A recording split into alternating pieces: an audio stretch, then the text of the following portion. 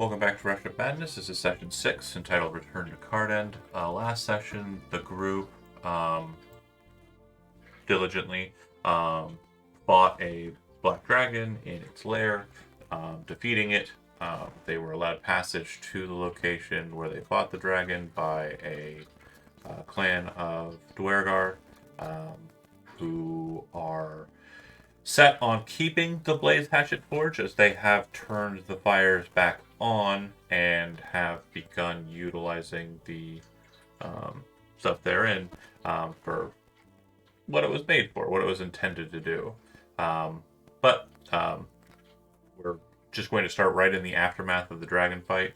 We're currently in the overworld. If you need me to move back to the map, we can, but I don't think there's really anything in there that's too far beyond just theater of the minding. The group went to the Dragon's Hoard, which, due to the water elevation, was lower, so they were able to see it outside of the water, and they were able to kind of calculate all of the things that were there, and they can work towards splitting it, maneuvering it out of here, etc. I do want to note too, in the items that are present that are probably not too terribly good with water, you'll note that they seem to have survived it, but there are other pieces in the pile of parchment that were not mentioned in the "this is the stuff you get," but there are other documents that are basically beyond salvaging that have been kind of like left in this almost kind of grimy, kind of just paper and vellum kind of materia that's kind of left inside of the piles. Like books were chucked onto the pile at some point, and due to being kind of left underwater for a duration, have been kind of left in slog. So anything among that stuff that doesn't look as significantly damaged has already been taken. Well, not so much taken. Like it just the stuff that was down here, the stuff that was permanent. Oh, right, but what I'm saying is if there was something among the papers Oh that yeah, seemed to be weathering that sort of exposure better, that probably would stick out to us. right. And that would be like the Yeah. scroll that you found in the book. Right. They seem to have done fine underwater. And what was that? What was that book? After identification from Valgar, it would be a Tome of Understanding, which upon reading raises the maximum and the current level of the reader's wisdom by 2.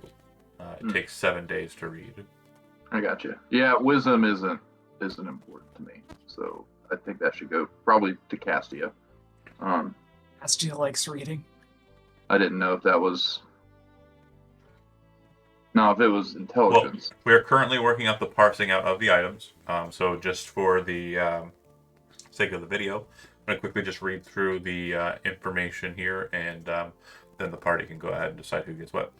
511 gold pieces, 4,683 silver pieces, 6,002 copper pieces, 10 gold or 50 gold piece diamonds, 10 100 gold piece pearls, 5 25 gold piece statues that are made of semi-precious stones and metals like lapis lazuli and kind of stuff like that, or jade, and then like bronze or brass, what have you, and then 5 25 gold piece chalices made of jeweler's brass and silver. Silver's on the inlay, the drinking portion.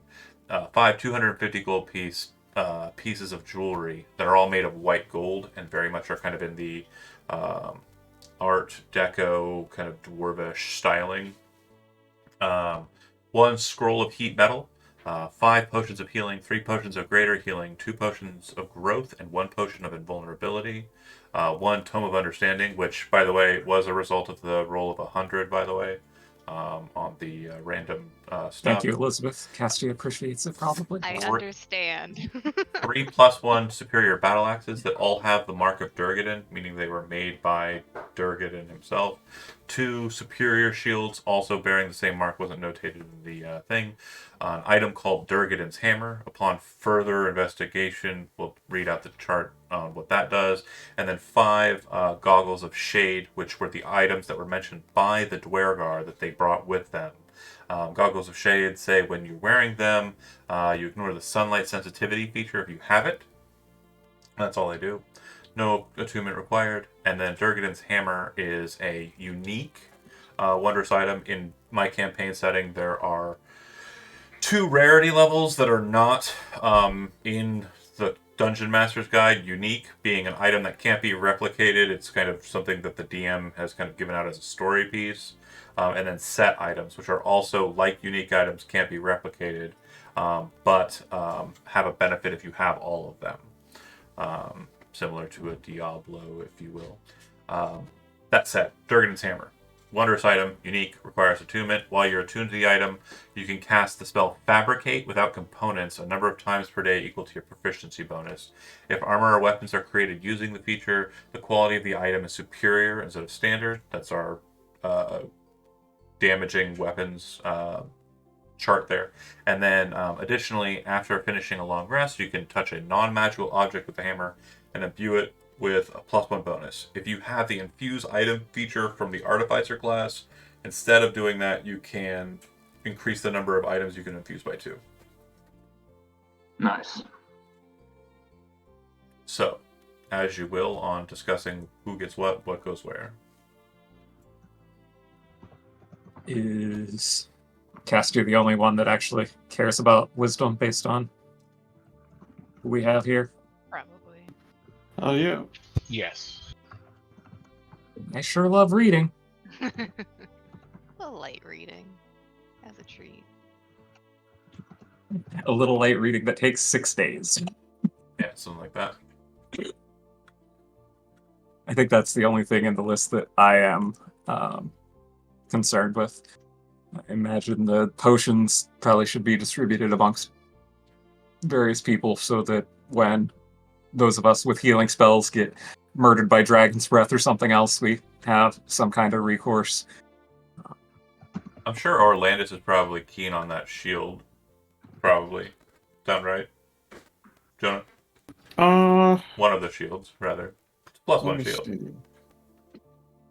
I already have a +1 shield. Oh! I didn't know you bought one. But yeah, I started out with Yep. one because of the thingy. Yeah. Hmm. I guess It's so that, nice to have though. that It tracks is a your... superior shield. Yeah, which means it'll be damaged less over time. Could always pull a If- Kingdom Hearts and just dual wield shields. Ooh, can I?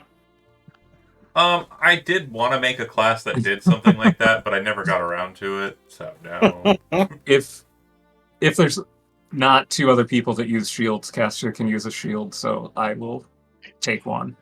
I can use a shield, but I generally prefer not to. You dual wield. We've noticed that that's been your trend. It's either 2 hand crossbows or 2 swords. So yeah, honestly, putting a little protection on the cleric isn't a bad choice. No, I'm not opposed to it. That's Yeah. what I'm saying. The duelist can use a shield, but again, probably not. No. I mean, I'm happy to take a couple potions. Can bards use shields? I think so. I think so too, but I'm not 100. I think they can use bucklers by default, and then they need to Oh. grab something to use the larger shields. Oh no, that's Yeah. definitely a different game. There's no differentiation between shields and 5th edition. It's Yeah, all just shield- the one. There's Shield is shield. shield to shield. Shield is a shield. Get the bard a tower shield then. Let's get this mana shield. Oh, That I'm not is- seeing it. Yeah, it's armor, light armor for bards. That's whack. Yeah, it is whack. So Castia Yeah, will you take get the shield cut. tome. If you go Valor, but Valor, yeah. we ain't a Valor boy. Nope, Eloquence, if I remember. I'm lore. Lore? Oh, okay, cool. Ooh. Oh, different bard. Never mind. Ignore me. That's Okay. Tuesday Bard. I think that's Shisho, yeah. Or Bard, yeah. Lore Bard it is. Okay, so then yeah, we've got an extra shield. Probably one of the people back home can utilize it. Again, remember, we are trying to equip our army here. Mhm. Right. And then We battle. could just hook up since our boy, his axe got beheaded. No, he has a +1 great axe that he got from. Yeah, he got from the dude that cut Commander. him in half. Yeah. Ooh. So he's Nice. set. His brothers could probably use the battle axes, but if anybody else is interested in a +1 battle axe, I mean, not a bad choice. Heat metal can be cast by, I think, clerics and bards are the only two that we have here that can do it. Well, I do have the grimoire specialization for my warlock, but I don't remember. I'll have to double check and see if that lets me use it. Okay. I know for certain it's artificer, bard, druid. Actually, so no cleric. So the only person who can actually use that scroll is the bard. So that's an easy one to traffic. Probably the hammer goes to Balgar. I mean, if anybody wants to fight him for it, I mean, you guys. Yeah, I mean that would be Cat's suggestion. I mean, we came all this way for his family, and we finally found something that was his family instead of just a random statue that I think is his uncle or cousin or It's literally got his grandnephew. name on it. It's been down here for who knows how long. It's probably one of the rarest things I've ever seen with me on ice. Yeah, and something about it, just touching it, kind of feels right. Like there's a very good weight to the hammer. Like you're not a craftsman, like per se. Like it's not your profession, but you almost feel like it's like one of those vibes where like, you know, you're holding it and you're like, I could do it. I could be really good at it with this implement. It's that kind of situation. Yeah. But yeah. Okay, cool. And then all the treasure can just go in bindles. And then the goggles can be passed to the Dwergar. And if that's done, then my brain. 1 second here. I gotta scroll all the way down here in my notes to remember the name of the guy. The guy's name. Steve. No, that wasn't it. The guy's name. The guy who traveled with you. Oh, hold on. Sorry, I'm not. And there. his What does it name tell you? starts with a G. Mhm. Where's that? Oh wait, I have it written. Why am I bad at notes? It is. It wasn't. It was Garrett. Garrett. That's right. Ours with Lore was the older guy back up there, I think, right? Correct. Yeah. Him and the individuals who were kind of en guard duty, they state that they will go with you now that they have the goggles back to the town. They'll do so in cover of night. They'll kind of come out to you, but they'll go with you to the edge of town, and then once it's kind of gone to nightfall, they'll sneak into the location you deem worthy of them. Remember that he said that they would help you here on the surface if you ask for their help. So if you can, Okay. you can. So we might need to come up with some sort of game plan before we pull the trigger on that. You can refuse them too. You don't have to let them come with you, but they did offer to serve. The other ones are going to leave the forge for a time and then return back with more of their cousins and the like. Ooh. Nice. So you would know that it is the intent of the Dwergar family to make the forges burn hot and bright. Do we want to send somebody down to check out the skeleton? What? Oh, the big dragon skeleton. Oh. Yeah. I mean, I don't know if there'd be anything of interest down there besides the skeleton. why I not? don't even know if I can swim. The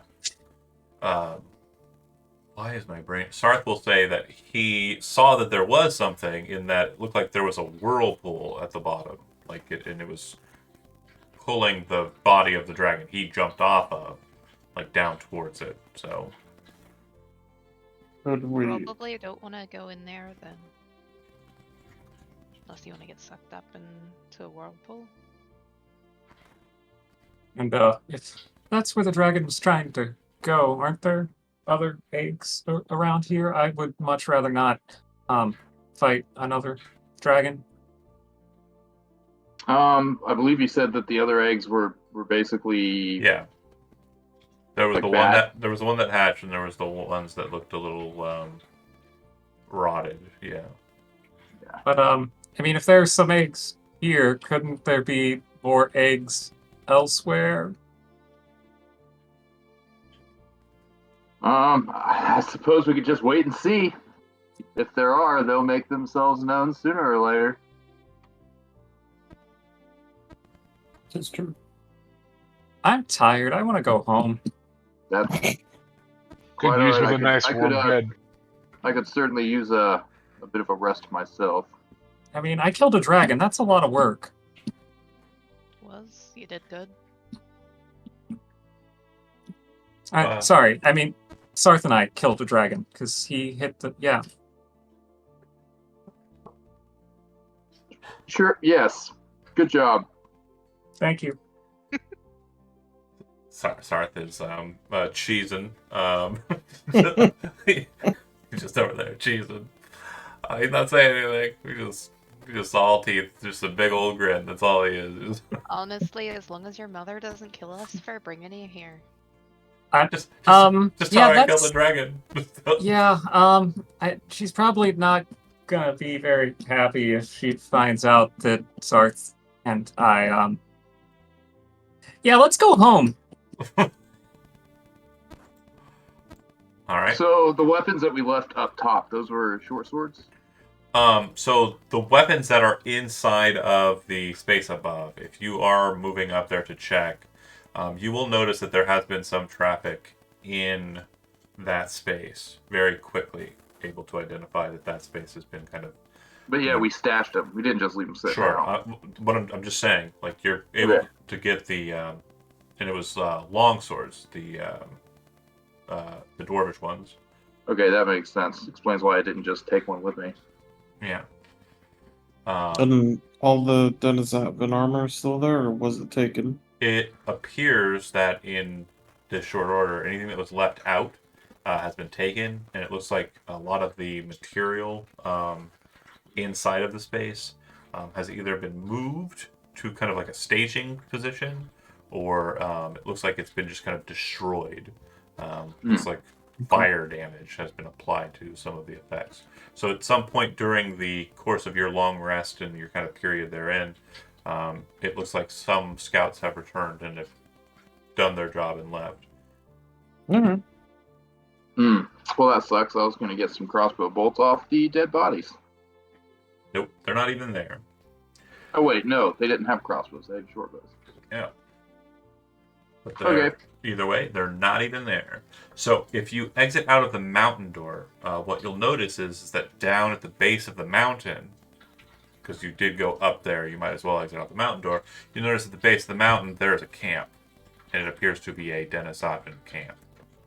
Let's kill him. No, I'm not in any shape to fight anybody. I have 5 hit points. Yeah, Let's I have fucking 8. go. Does it look like there's a lot down there? Probably about 2 dozen.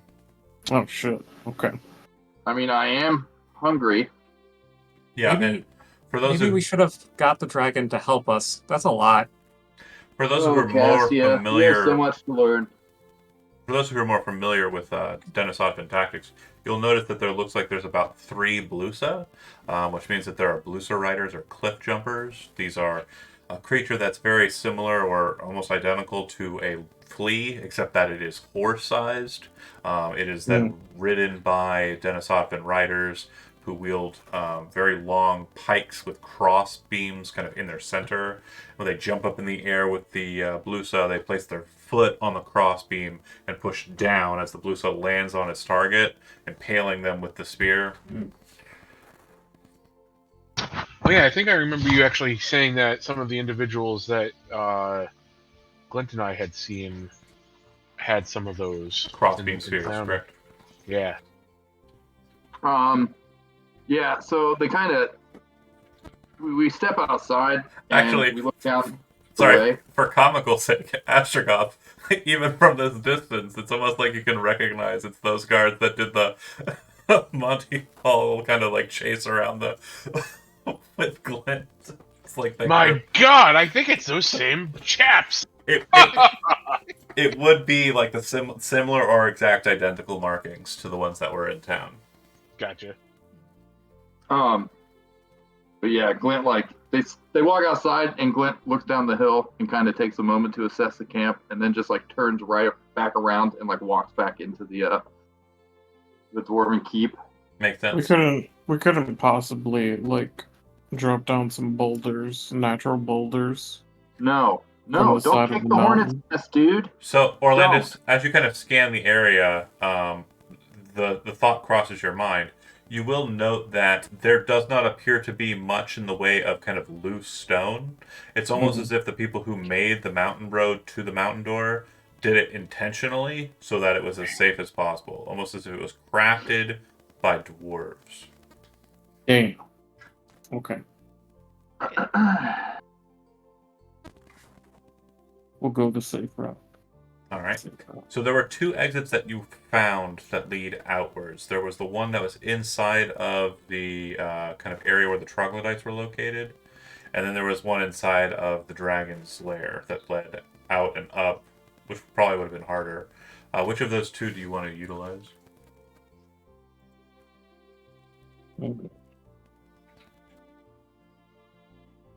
I'm sorry, say that again. So there were two means of exit besides the mountain door.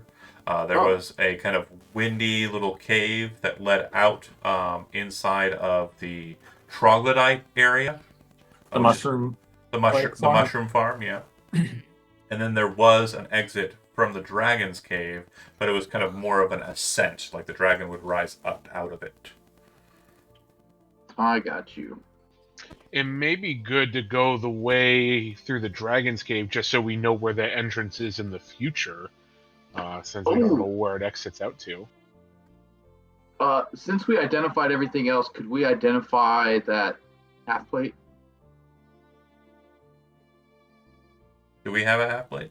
Yeah, we. The Yeah, myth. I think we pulled it out of a stream. You said it was Oh, right. Yeah, so it's non-magical. It's just made out of mithril. It's just lighter. No. That was separate. That was like, I think that was mithril. It was Scale mail? something. Yeah, no. Both of the mithril suits of armor that you found inside of the mushroom area, Mhm. both are non-magical. They're just made out of mithril. The only Oh, benefit okay. they get, because to make it an actual suit of mithril armor for the magic item card, it has to be Mhm. built in a certain way. It being made out of mithril just makes it lighter. I got you. Okay, well, let me do some math. And mithril selling cost wise, I believe it is 10 times base price of item. So, Ooh, so damn. the half plate's Okay. probably not going to be cheap.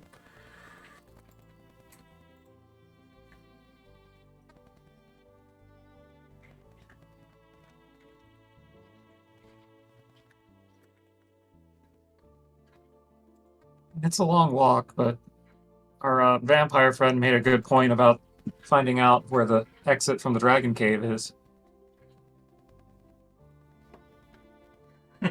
Cassia still thinks you're a vampire. I'm sorry, man. Cassius says that for a moment. Gwent kind of like looks like taken aback, and then he realizes that Cassia is not talking about him.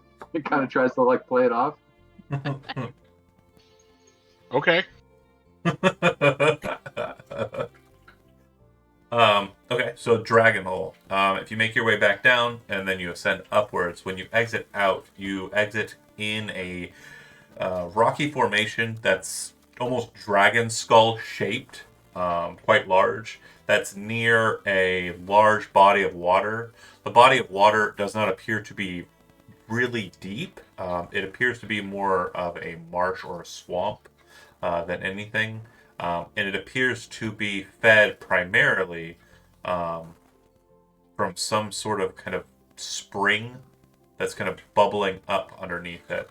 Space-wise, this wouldn't be too far removed from where the lake underneath the earth is, where the dragon's lair is located. But it's almost like there are two kind of separate lakes that are kind of at shifted levels. There's the one above ground. And there's one below ground. The one above ground appears to be being filled by something from underneath, whereas the one underneath appears to be filling something beneath it with the water that's running off into it.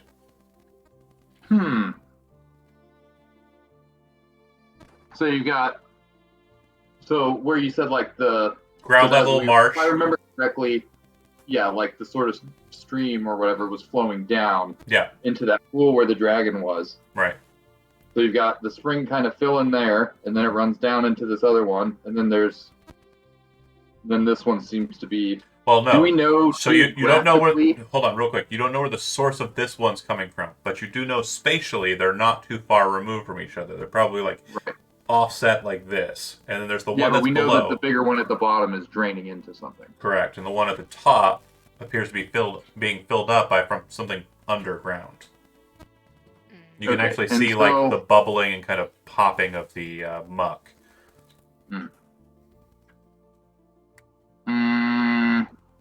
Do we know geographically if there's like a river that runs out from underneath this mountain? Nope.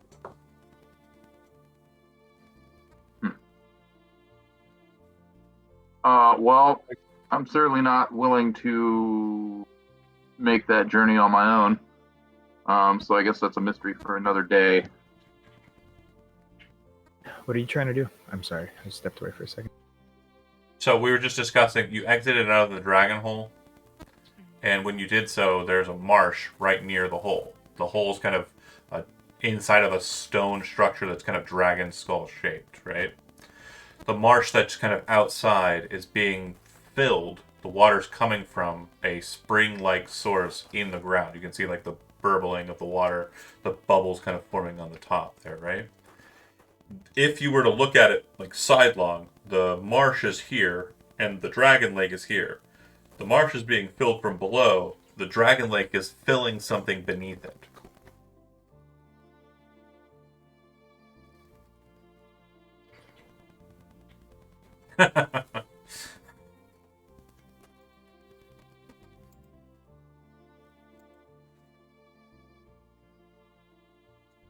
Okay, so if there's no questions regarding that, you don't want to explore that any further, you take your time to kind of maneuver around the Black Spear and head out into the Stout Wood and back to Cardend. Is that fair to assume? And to make sure, you said that you were leaving the five, Garrett included, of Dwergar back inside of the Blaze Hatchet Hall. Okay. Yeah, but the ones that want to come with us are coming with us. No, that's what I just asked. It No. sounded like they were saying no to them. It'll come back later for them. Oh, okay. Yeah. Yeah, it might be a little awkward rolling into town with. That's fine. I'm gonna let somebody else mastermind the rebellion. I'm just here to stab things It's a good idea. and find my friend. So back into Cardend. Yeah, as we discussed, you come back in through the Stoutwood and you re-enter the town. If you all have a goal in mind and you're all wanting to go to the same place, discuss. If you're wanting to go different directions, let me know and we'll go ahead and work out where everyone's going. Now, when we went back and all the other stuff seems to have been like picked over or destroyed, was there any more wine? No. Okay, damn. Go ahead and take those off my list. That was good shit. It's okay. Next time we head back, I'll bring some of that apple cider. And Elizabeth, if you could add mithril scale mail to the party inventory. Okay. Just one.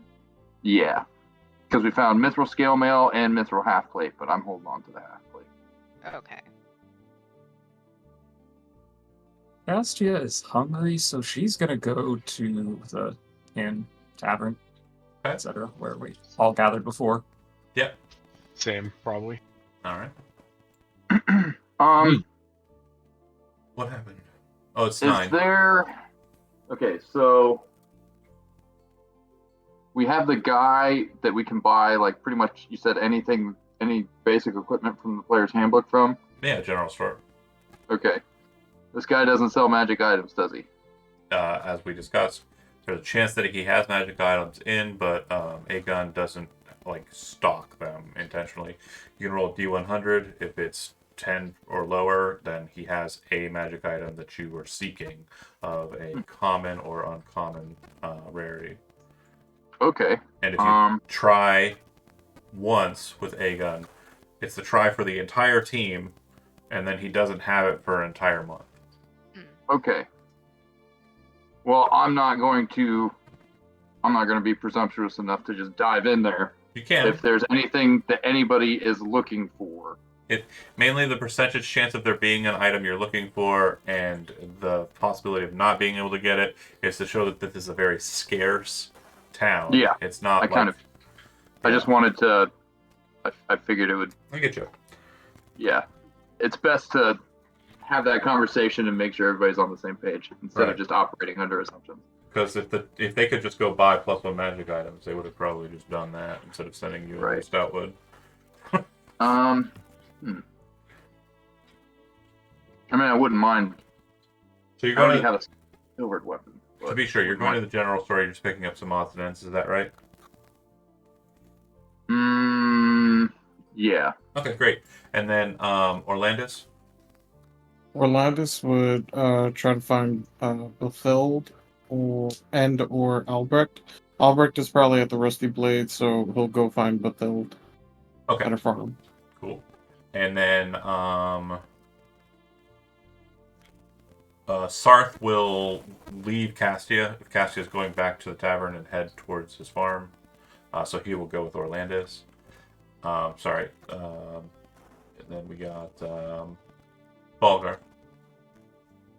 Back to the tavern. Cool. All right, we'll go ahead and deal with the non-purchasing one out. You make your way, kind of wounded from the day's efforts, but realizing that it's not terribly late in the day. It took you about half a day to get there, half a day to get back, but because you slept underground, you kind of woke up before the sun, and then fought for like a lot. The early portion of the day, very early portion of the day, and so it's about noonish when you've arrived back. So midnight. That said, you kind of make your way to the farm. You can see that she is currently in the process of farm duties, but she sees you approaching. Looks like she says something to one of her sons, and then starts making her way over to you. And she says, "Where is she?" And Sarth says, "She's okay. She's okay. We did great. We did great." And she says, "Okay, well, go rest up and clean yourself up." And Sarth nods his head, and we'll kind of head towards the house, leaving you and Elfield there to kind of talk. Details. Did you get the items? We did. We did get most of the items. Good.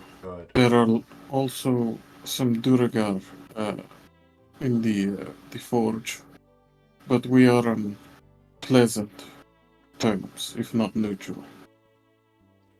Where, huh? Do they have problems with our enemy? Yes and no. They mostly hate all of us, but they have more hate for them than us. Am I here as well, or is this just the Orlandis? You went to the tavern. He went to the farm, She would say, "Well, it's too bad. We're definitely in desperate need of not only armaments, but also aid." We are going back there. Balgar was able to make a sort of, not truce, but a sort of alliance with them. I'm sure with more visits and promise of help, I'm sure they will aid us in our time of need. Great. Great. And Cassia's fine, you say? No harm came to her? Just a bit of scratches, and I of course understand. We fight That's what we Yes. do. But if she's not dead or missing limbs, then she's fine. I mean, No, it is. It all came to an end in a good way. So yeah. Okay. everyone is good. Well, good. Great. If you're organizing a meeting to kind of pass out the weapons or what have you, just send Castia back my way, and I'll be up to the Rusty Blade as soon as possible. Of course. We just need a little bit of rest. Hopefully we can get some before anything happens, but at least a day or so. Okay. Well, not a problem. Take your time. We're obviously the the oppression's not going to stop anytime soon. This is true. Okay, I will see you at the resting blade. Okay. And she'll get back to her chores as you make your way back up the road. During the next kind of intersection, I will explain when you arrive temporally. Okay. So for the time being, it'll just be those four. And then, Chad, you're just buying general items, so it'll probably be shorter than that, but you'll arrive back at the tavern. But Sounds good. those of you who arrive back at the tavern, you see that it is completely quiet. Nobody's really present. And you'll see that it's really just Albrecht. It's the only person who's present. He sees you entering in.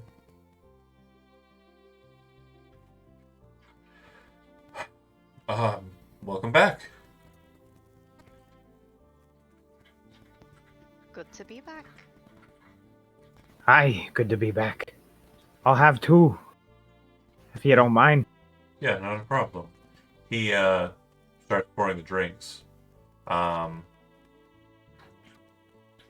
he is doing so, he looks, I don't know, he just looks tired. More tired than you've seen him, probably. And he sets the cups out before you for anybody who orders any drinks. And once everybody kind of gets settled in, he says, how were things in the Stoutwood? Sarth and I killed a dragon. Oh, did you? Yeah, does that mean we are what was it in that book? Lieutenants. Does he get like a title now? Oh, Sarth the Dragon Killer. Okay, cool. Sarth the Slayer. I like Has a nice alliteration. ring to it. He says, I like alliteration. He Albrecht's agitators. Yeah. is Glint there yet? No. Again, I'll say. Okay, I'll so say he's when you not come present for that exchange. back. No, not yet. You're still shopping. I would say our venture was more successful than I even anticipated. We found weapons, armor, funding, but more so than that, we also found a group of Dwargar living within the forge. Wergar. Cousins of the dwarves, but they dwell under dark. Well, I'll be honest.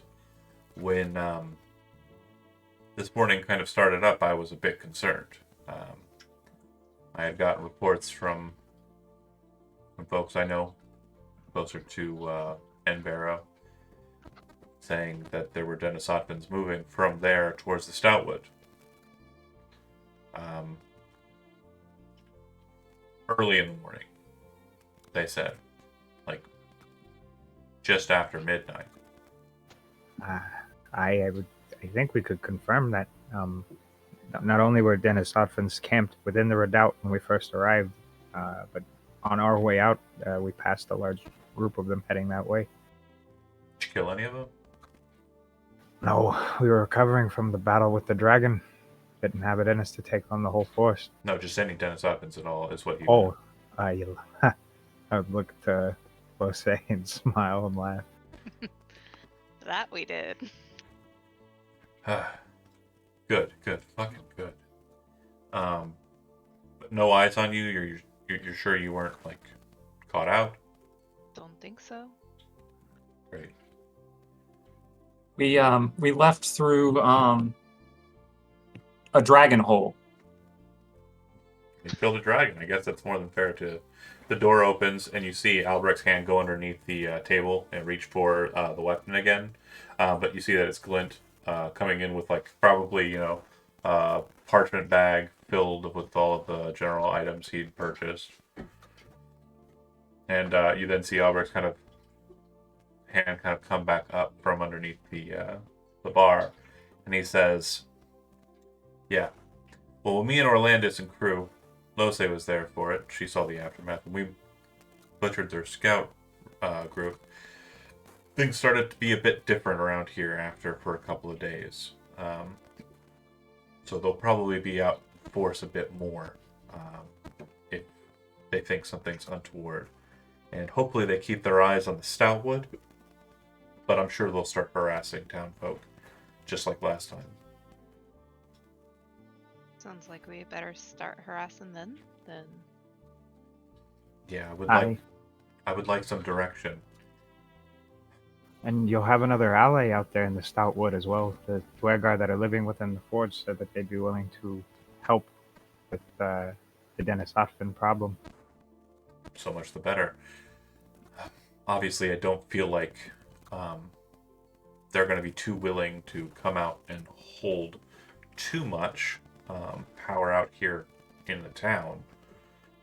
Just like we're not going to go and try and defend their underground. Home's a home. And I don't think they'll have a problem with that. Dennis Hoffman's couldn't even make it that far within the hold.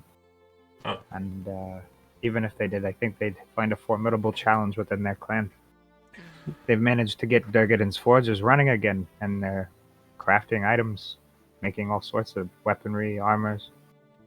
Great news. Could be good trade for your rebellion. Yeah, that could be very, very, very lucrative. Mainly getting word out and about is a problem. And again, with no formal town leadership, with the Lycoi going and turning coats on everybody in the town, it'd be hard to kind of get an official sanctioning for any merchant trade in that kind of regard. But if we can keep it quiet, hush-hush, and maneuver around the Dennis Ogden, regulations, that wouldn't be too much an issue. This is good. This is good news. This is all good news. And you got some of their weaponry, or some of the blaze hatchet weaponry that you said was there. Great. I think we'd have a few things. Yeah, on the us. swords. You kind of display the swords and the axes, and Armor sets, yeah. you watch as he's just kind of in awe, like very much kind of like he's a martial individual and he can recognize quality when he sees it. So he's definitely kind of like dorking out over here, kind of like, holy crap, like Cute. this is great. And then as he's kind of like finished with that and you're kind of putting stuff away, the door opens again. He immediately reaches for the weapon underneath his desk, and you see Orlandis, but without Sarth, enter back into the space. Orlandis is gonna have his helmet, he's gonna carry it, and You would see that Albrecht kind of greets you with "Oh, we'll just go and speak to Blothild already." That's the door shut behind you.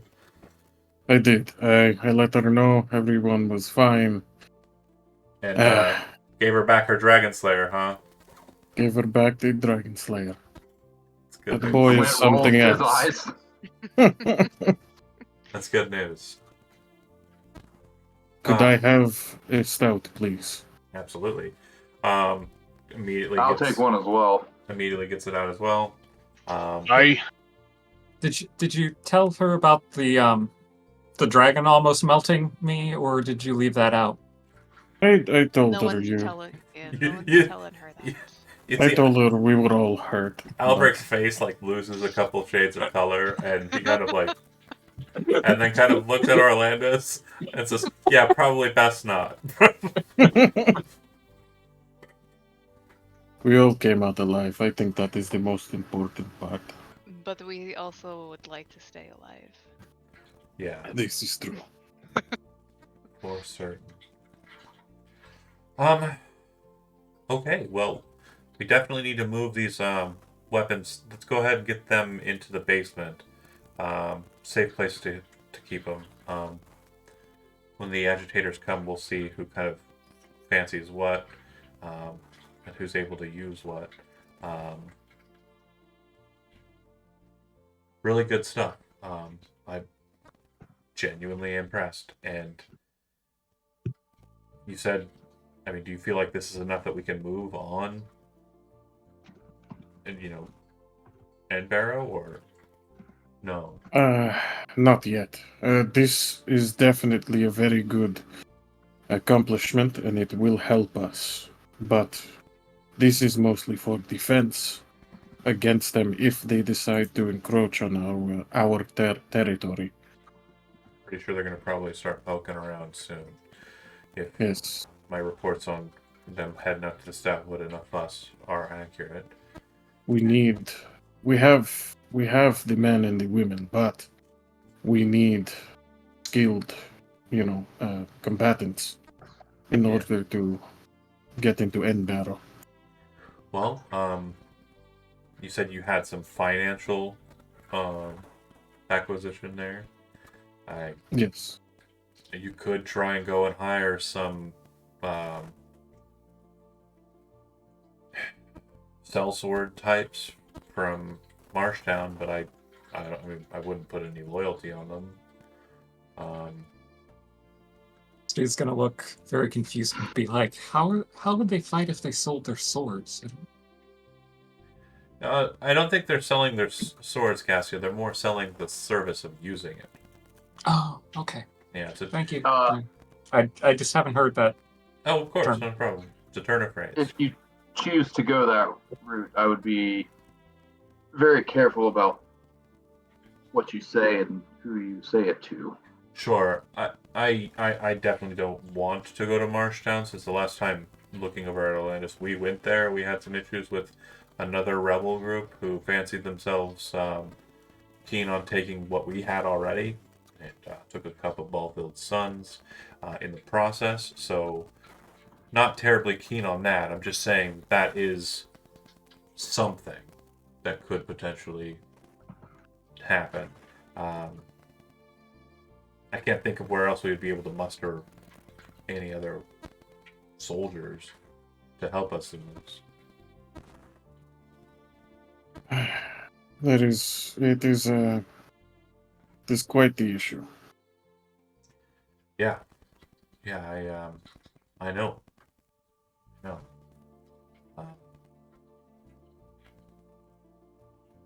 The only thought that comes to mind is it will be a long venture, but if we could just surround End Battle, with as many people as we can, and lock them in and then go in when they least expect it, I guess.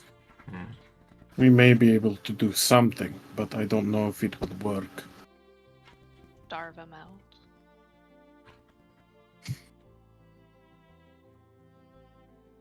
If you think we have the means to mount a siege, That's what it would be at that point, a siege, and a long one at that. And I'm yeah, sure we don't. they would have plenty of ways of getting word out for more to show up in the process. Yeah, Dennis Yes, Hopkins we- have keen magic, so they could probably send messages through the ether to their allies up on the mountain. There are many issues. I mean, I'm no tactician, but to me it sounds like you'd have a better chance of just taking this place back for yourselves as quickly as possible, rather than trying to make it a drawn-out thing. I know Glint nods. the main problem with that is you have us here. We are very much keen on kicking the Denisovans out. There are people who are tired of what's been happening in and around these parts. There are some who are unaffected and they're just up the road. Folks around Lake Town don't give a fuck what's happening here in Midtown. Not a bit. And the folks down in Marshtown are doing their own thing, and they're willing to harm us to do what they want. So, in all honesty, if we're going to assault them, You're right. It has to be a quick fight because it's the second they're able to muster and throw a counterpunch, they'll squash the agitators quick. Not saying I doubt any of your skill or anything, or any. The door opens and he kind of stops. His hand kind of drops towards the blade, and as the door kind of opens, in steps a older gentleman who is very well dressed, and he appears to have kind of like a salty, like very well trimmed beard, very neat kind of mustache, and kind of like just stark white hair with like a small bit of a brown strip kind of down the middle. Yeah, he steps into the tavern, not a person any of you have seen before. And as Albert kind of reaches under the counter, kind of looking at him like annoyedly, the gentleman says, "Oh, sorry, I thought you were open," and turns and starts walking up the door. Albrecht does not say or correct his mistake, but if you want to, you can. We don't want him to hear. We don't want him to hear the shit, but Who's the guy? I don't know who this is. I don't think.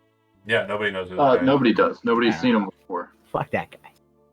All right, well, if nobody says anything in response, he pieces. Cassia does whisper to somebody like, "Is that a wizard?" He pieces the fuck right out of there because it's definitely a hostile situation, and he just leaves. Glenn's gonna walk outside and kind of observe him. So he comes out onto the street and kind of looks left and looks right, kind of looking around, and then he kind of goes, "Huh," and then just starts heading down 2 furlong rather. Kind of passing by the buildings they're in, and just looking like he's heading down to Marshtown. He looks like a traveler. He's got, so I didn't get to explain, he kind of like noble looking garb, and he has like a pack over his back, but it looks like it's like a haversack, like a magical haversack. And then his clothes are very nice. His hair is very well kept, but like it's definitely very he's got a bit of age or stress showing, quite a bit of it. Significantly more after being in that tavern for 5 seconds. Yeah, just and there goes the brown stripe. He's not too far away as like Glint walks outside with his drink in his hand. He says, "Hey, huh? Sorry to bother you. Are you lost? Are you looking for someone?" I was just looking for a drink. But you were close. It's fine, no problem. And he No, it's not my tavern. I was just curious if there was anything I could help you with. Doesn't seem too terribly interested in his continuing down 2 furlong. Glint just kind of watches him for a minute, like, Yep, he passes by the greenhouse just down the way, and Hawk Roost, and it seems to kind of stop there and kind of look at it like it might be what he's looking for. Hawk Roost is the general store? No, Hawk Roost is this building here. Oh. He has a members-only club. Do they have sweet jackets? They do have sweet jackets, yeah. Oh, God. Dang, I want to be in that. Yeah, so Glint watches him for like another few moments and then wanders back inside. Okay.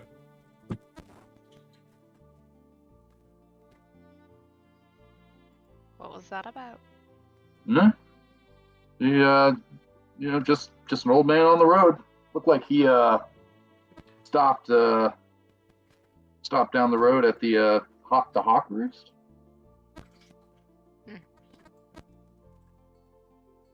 Anyways, so Never seen him. Albrecht. So what exactly is our objective in moving on the barrow?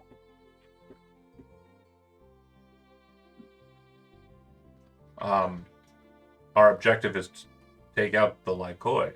Like I was trying to say, interrupted. He kind of looks.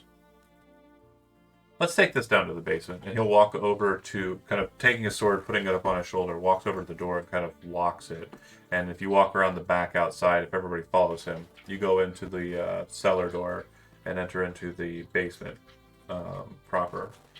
Sits down at the table, and it's got a map of the town, not too dissimilar from the one you're looking at, the midtown rather. And he kind of sits back and says, pretty much everyone in Midtown is tired of the Dennis Hopkins, as I was saying. Folks in Lake Town, not so much. Don't really care. Folks in Marshtown, doing their own thing. Not sure what's really going to happen there. I know that the hunters of Hunter's Hall are not loyal to the Dennis Hopkins, but they do have loyalty to the Lycoy family. And that's important for them to maintain. And up at the Ragnith River, there's that small little grouping of folks there at the bridge, but they probably won't be too keen on us, seeing as what we did to their bridge. Lots of enemies, lots of territory. Yeah, it's a complicated situation to be sure. I mean, if we wanted to, we could just try and infiltrate the Lycoy family house, sneak in dead of night, small group, find him and put him to the sword. That is a good possibility. Try and blame it on someone else.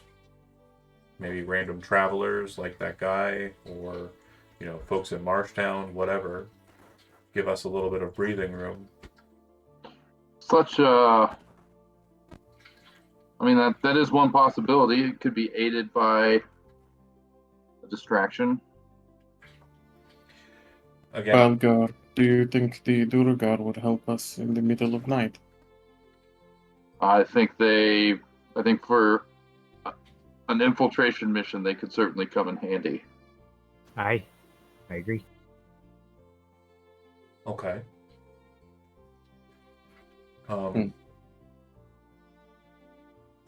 Yeah, but again, access is important. So there's no way around the back. Like, there's no secret entrance that I'm aware of. And he kind of gestures towards Astrogoth. So far as I know, the only person who can actually get in a single toe in is our friendly bugbear bard. I don't know how that's going to help you maneuver an entire squad of Dwergar assassins into...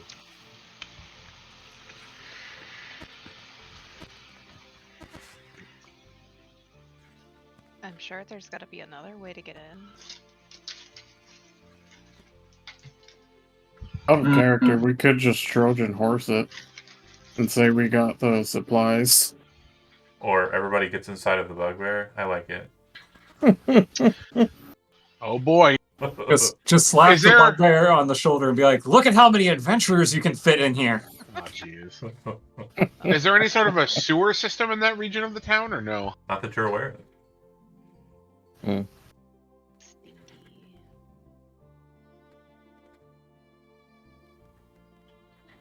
That's a rare item.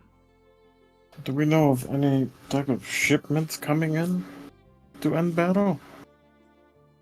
So Enbarrow, they get their shipments in through their own military services. So yeah, okay, but yeah, forts damn. supply them. They don't really have many like non-Dennis Otvin vendors coming through their space. Like Astrogoth Gotcha. and maybe like 2 other people are like the only people you've ever heard of getting access. Yeah. Shit. So we'd have to infiltrate there before we infiltrate it stacking. Right. And if you Would it... go ahead. Oh no, I was just gonna ask, would it be worth our time to look for hidden entrances that go directly to the End Battle Manor? If they prove fruitful, sure. I mean, if it's worth it, I can only declare that it's worth our time if it succeeds, That is true. That is true. But an out of character note, and something we hinted at in the very first session, is that there's a lot of under the Cardend. Like, there's a lot of stuff that's kind of going on beneath. We could try to figure out this problem with the troglodytes. Maybe they have some caverns down there. that go up to end battle because they are appearing fucking everywhere down here. Albrecht says, troglodytes. Sorry, I didn't get the memo on that one. We had Kuatoa Sorry. problem. Kuatoa. And then he says, where did you see troglodytes? In Blackspear? Yeah, Yeah. they were up in the mountain. Yeah, that's it's quite a long ways. There was the waterway that led straight into the forest. Yeah, I don't think that's going to work. Or I don't think that's necessarily. I mean, Orlandus, I trust your cunning. It's not a bad option. If there are passageways, I mean, if they're subterranean creatures, they probably know them. Are we on friendly terms with the troglodytes? I've never really. No, but Yeah. Okay, I was gonna say the only troglodytes I've ever met, I have had to fight. Hold on, everybody, Yeah. hold on. He meant to say Kuoto, I'm pretty sure. yeah, I did. I meant Kuatoa, but troglodytes Everybody came to get mind troglodytes first. out your goddamn Sorry, mouths, 'cause my bad. There's two different Thank you, Joe. conversations happening right now. Thank you, Joe. Thank you, Joe. Okay. Yeah, I thought he Um, was talking about going all the way back to the mountain. No, he's finding talking about- tunnels No, in the no, mountain. no. He's talking All about the way going to back the little lake. He's talking about going to the Yeah, little lake. Okay. yeah, the lake in Midtown. My bad, guys. My Well, bad. okay. The sentence I just said, replace the word troglodyte. My sentence with Kuatoa, my sentence still holds up. I have never Yeah. met a Kuatoa that I have not had to fight. Because we also had to fight them. Well, Do yeah, you- you haven't. You haven't. The brothers Oh. The brothers. No, we fought Krithix. did. Yeah. Yeah. Yes, we fought the Krithix, but we washed them away. Most of them. Y'all They just making probably words up now. replenished, but yeah. But speaking of which, there was a cave network theoretically that they would have come through. So there has to be something underground that we would be able to utilize. It's just a matter of finding out But where is it the entrance close is. enough? It's a wonder what's happening down there right now. Well, I mean, Well, that was right under the water wheel, so it's here, but No. we have to find an entrance. I'm just saying, you've definitely probably changed the environs in the last day or so since. Right, You we flooded it. So flooded if there it. were tunnels there, those tunnels are now filled with water. Right. So unless we're swimming. Or unless you, I don't know, don't need to breathe. Well, I'm not talking Are about you the Catholics. volunteering? Not the Catholics, Crothic. Krothic, not their entrance, but the Ukatoa entrance that was in the middle. Ukatoa? Ukatoa. Write that one down. No, I don't. Ukaka. No, I'm not going to write it down because it's actually copyrighted already. Ukatoa Oh, is it? from Critical Oh, fuck. Role. Yeah. Oh shit. What are they called? Shit. Kua? Toa. Kua Toa. Kua Toa. Hawaii! Hawaii Toa. So the Kawaii Toa. We're Oh, talking God. about Cat girls have their- finally come through, John. You've Sorry. finally done it. Hold on. This is important. I need to do this real quick. Keep talking about yourselves. I've got to do The something. Nico Toa. I just want to make sure people understand that certain things. Go ahead, continue talking. Sorry. I just want to preface on stream that Ukatoa is copyrighted by Critical Role, and we are Not by that- no means taking that copyright in any mean. I meant to say Kawaii Toa. Right. Yeah.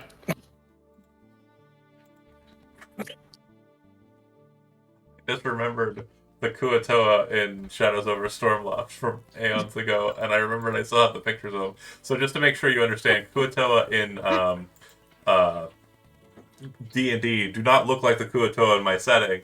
The Kuatoa in my setting are very much based on shenanigans. Okay. Okay. They are Not very kawaii. they are Yes. fish I don't people. Wow, that's They have- rude as fuck, They Jonah. have the big eyes going for I know for sure got Tom those knows big where Moe I eyes. stole the references for Kuatoa. Yeah, look at those moe eyes. They're great. Do you have any pictures for the Nekatoa? What? What did you just say? Meow. And then, also, I just want to make sure that we got this. The blue stuff, since you've seen them, I'll go ahead and get those handouts there. That's cool. Oh, those were the Cute. no. Yeah. No. Those are the ones we fought? No, No, it's those are the ones fire. at the down at the bottom of the hill. Oh, okay. What Shit, the that's weird. fuck? That's a flea. Mm-hmm. It's cute. No. No. That's a demon. Kill it with fire. What? That's a fucking demon. Kill it Kill with it with fire. fire? No. Kill it with yes. fire and extreme prejudice. Now, if they're like little fleas, yes, absolutely. I do not know how you can feel that way about little fleas and think that the big ones are okay. The big ones will not suck your blood. That's a That- Don't goddamn make them lie. any less horrifying to look at. Yeah. So I'm not scared of fleas because of their looks. It's more just their blood sucking Yeah. that and like carrying diseases. Yeah, but the Blusa, they suck heart loam. They drink earth. Okay. Alright. Still gross, but okay. But yes, we could possibly go into the Kuatoa habitat. Okay, and so you would know that that is over at the home on the lake, which is the Varnador home. I'm sorry, are you suggesting we attempt to form an alliance with them? If we can. If not, we have to fight. Okay, do you speak their language? No, but the Duragar do have that talisman. It may work on them. I don't. Are you talking about the he kind of gestures to himself because he was the one wearing it when they went through the fungus garden? The necklace. Yeah, no, that was merely a mark of safe passage for the troglodytes. Yeah. It didn't have any magical properties. You gotta It did mix not it up allow me to again. speak You gotta with mix them. it again, Joe. You can't save him on that one. You can't. He thinks Troglodytes and Kuato are the same. If it oh, okay. I thought it was if it works No. on one underground species, it works No. on them all. So That's racist. Okay. Yeah, man. True. the sigil that was given to you was a Dwergar mark. It was basically Yeah. signifying that you are okay by the Dwergar, who had already beaten the crap out of the Troglodytes and said, "Hey, we're gonna be Oh. cool now, Okay. and if you want to Okay. fight us, it's gonna be a problem." Jonah Yeah. trying to take the bathroom pass from It was Yeah. right into the police station, just It- walked right into there. It was Yeah. 100% Not to a hall mention the pass. Kuatoa don't live underground; they live. Well, no, Trying no. to get that hall pass, man. Real quick, addendum, because you are a monster hunter, so you would know. Kuatoa live underground and underwater. It's both. It's not an either-or situation. That Oh, is the worst place to be. Yes. Sure. We still need to not be able to breathe. True. Very true. Okay. well, I mean, we so don't have that- to go down into the tunnels. so that mill that we cleared out of the Kruthic, how far is that from the Barrow? Up here. So number 4 or 2 is the mill Oh, that you cleared out. right there. So it's either 2 or 5 that we're talking about. Yeah. So there's a Yeah. water point that had access here, and And then then Sepulchre's presumably there's Barrow. caves underneath here. You'd also know that Tarn mine, just outside of it, there's a town that has a sewer system, which has kind of deep connections underneath.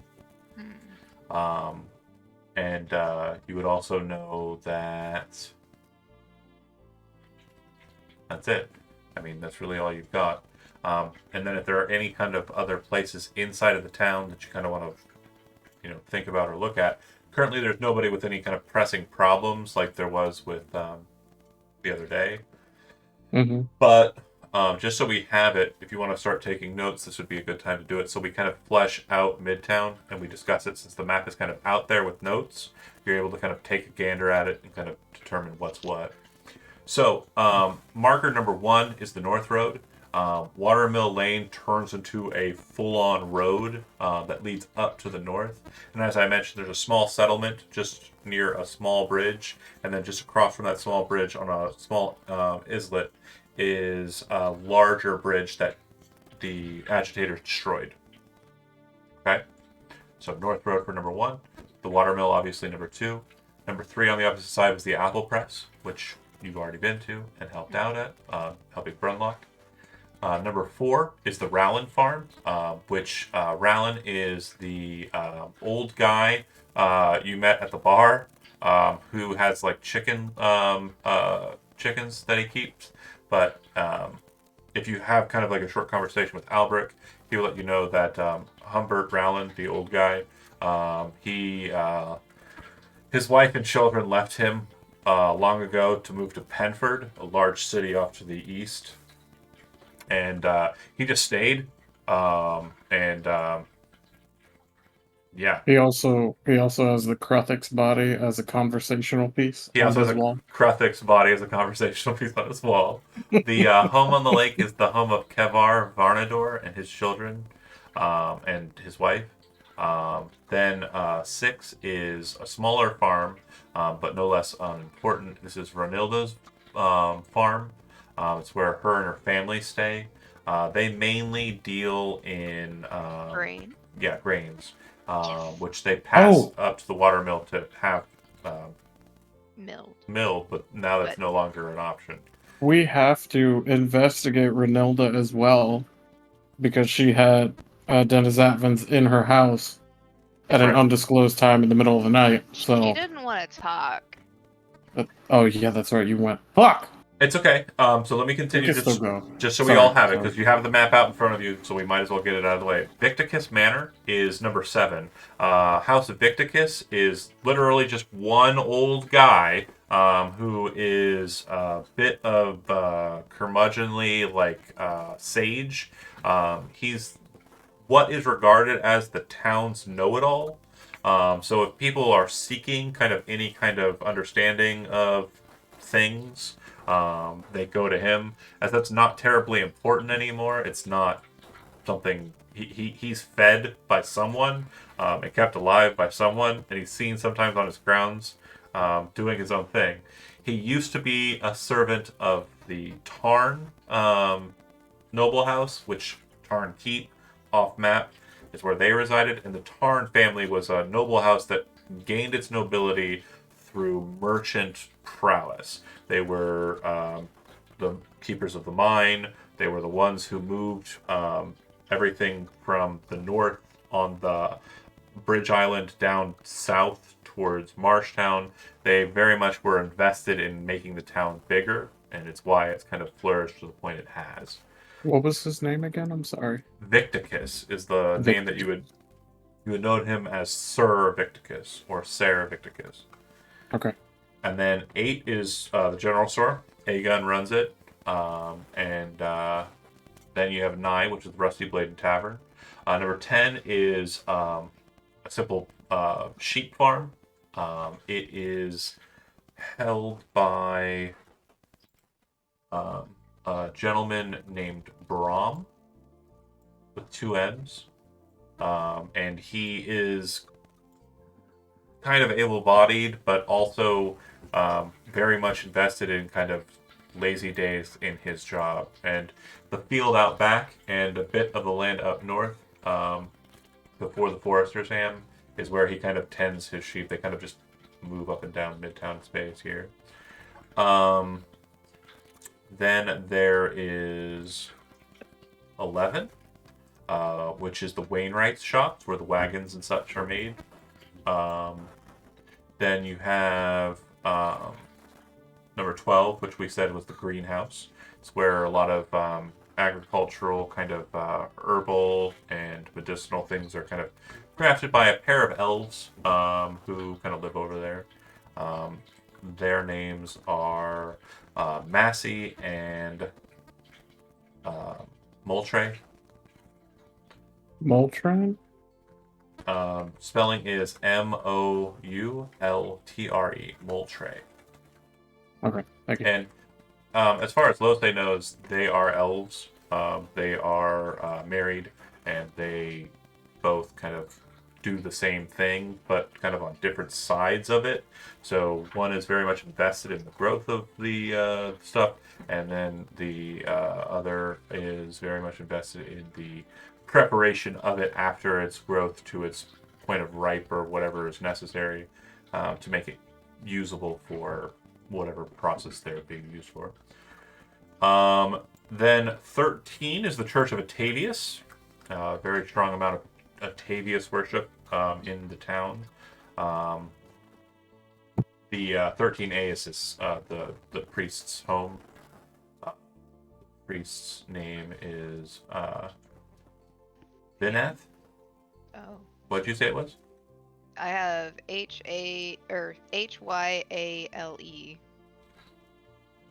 Oh, right. That's so last name is Hale. Sorry. So yeah, like I said, Vineth is his first name. Vineth Hale is the full name. Okay.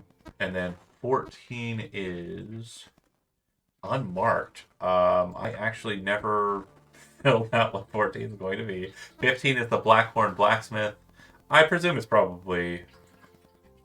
I'll deal with 14 later. I did not realize I had an empty slot. That's crazy. Oh. 16 is a designated marker point for the Boar, Barn, and Little street intersections. So you can see Boar comes down, Barn Street heads out to the Hunter's Hall, and Little Lane comes up from the Red Hill intersection there. It is a known point as a meeting point for a lot of people.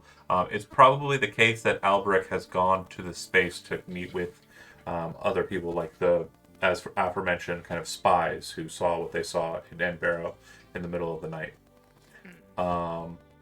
Then there, and the reason why that's the case is because right at the intersection, kind of in the cleft there's like a nice copse of trees with a small path and kind of like a guarded area that's very quiet and secluded. Then it goes to the Hawk Roost, which is kind of like a members-only club.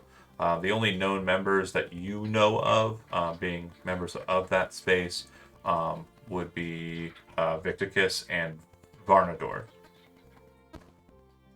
And then 18 is the Windmill Farm, which there's a farmer there. Nobody's talked with them. Not that important. 19 is Ballfield's Farm. 20 is kind of a glade that has strong growth of Atavian flowers. And it's oftentimes kind of seen as a space where the ladies from the greenhouse will be kind of present, because Atavian flowers are very important in recipes for alchemy and the like. And then 21 is, to your knowledge, a space where there is a smuggler who connects with Marshtown to move stuff south from Midtown and north through Midtown up past Ragnath River. Any questions about the number markers or anything kind of present therein?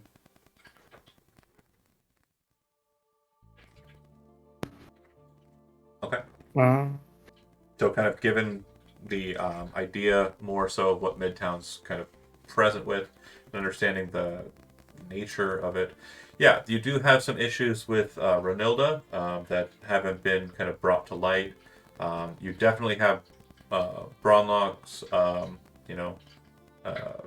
appreciation. There was definitely a weird structure inside of where he was building a well.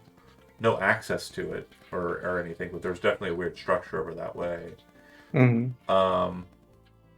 Yeah, and then the aforementioned spaces that could potentially serve as points of interest.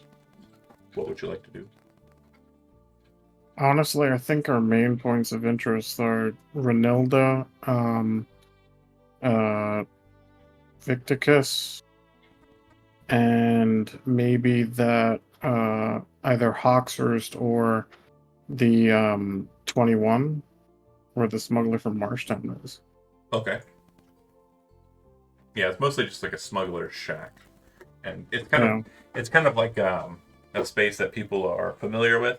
Like you've seen it kind of in passing, like when you're making your way south on Red Hill, or you're kind of moving along the Church Road. But it's not a place anyone really goes to. You kind of know what's happening, and there's no point in messing with them because you know that the kind of banditry from Marshtown will probably try and get, you know. They'll try to do banditry. Well, if you mess with them, they'll mess with you, kind of deal. Yeah, I know. I got you. Poopy doopy. Okay. Yeah, so that just leaves Renilda and Victicus.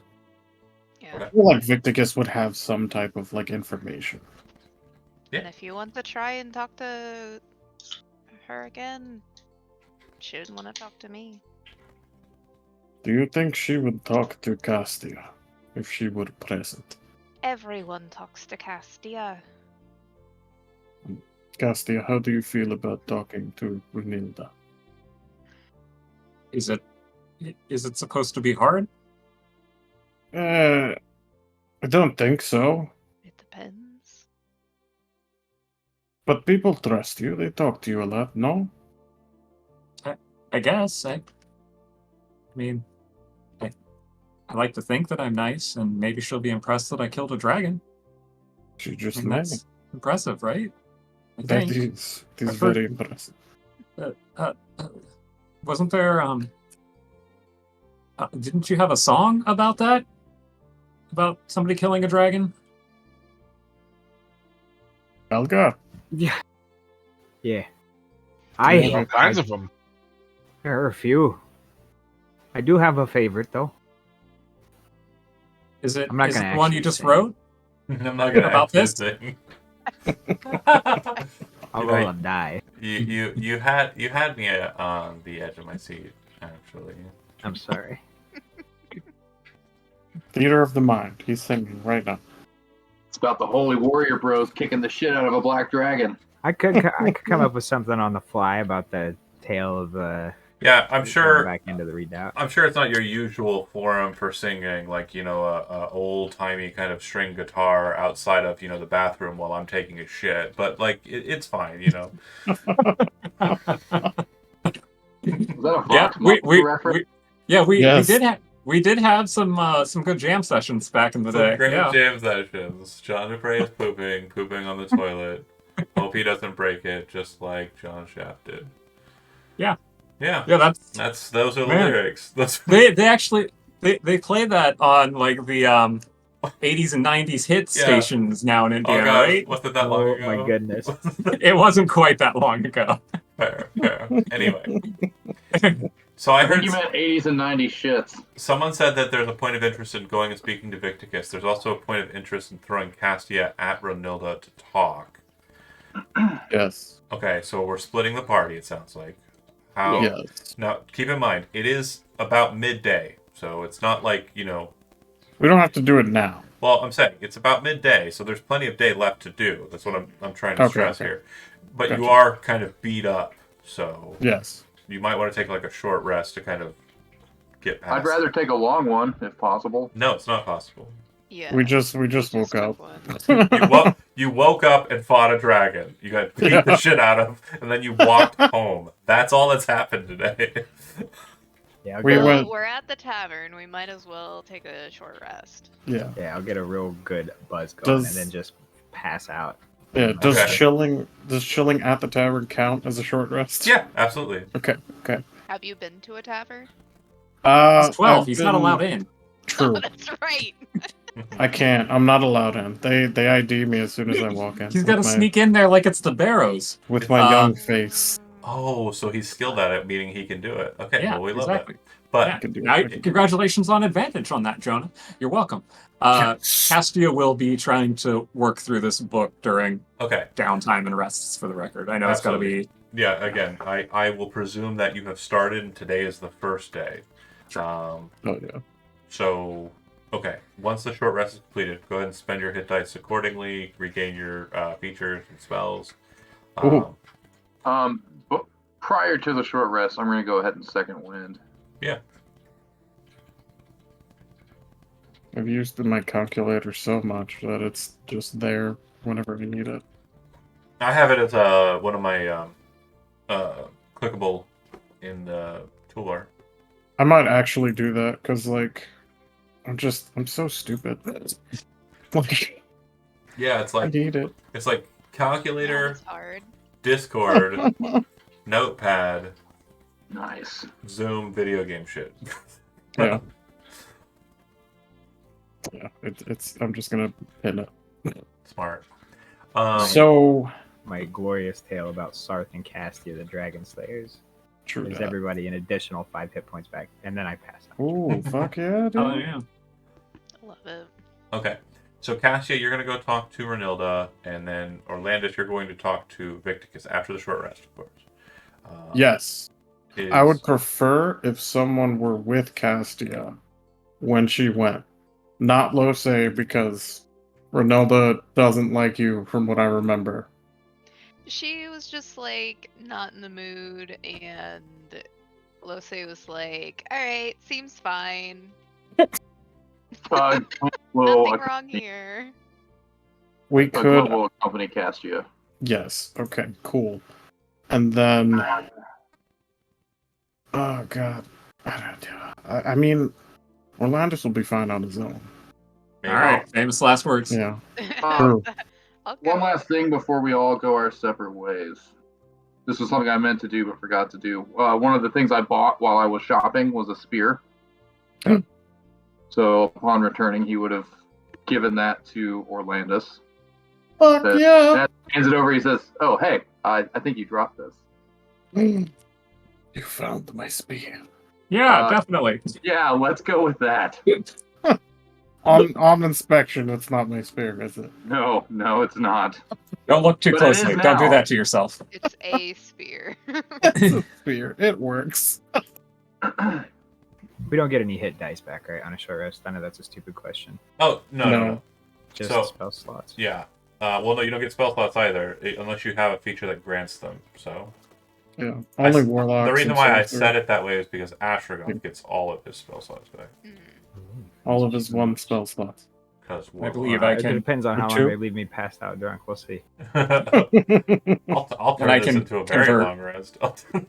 The longest rest ever. I also still have that mithril shield. Can we just add it to the to the dock? Yeah, because So again, Orlandis if- wouldn't You have. guys have access to add things to the dock. Yeah. Oh, okay. You Where guys is? can do it yourself. I swear. I'm sorry. Believe in I Where believe in you. where is it? The dock. It is. I'll drop it in there again.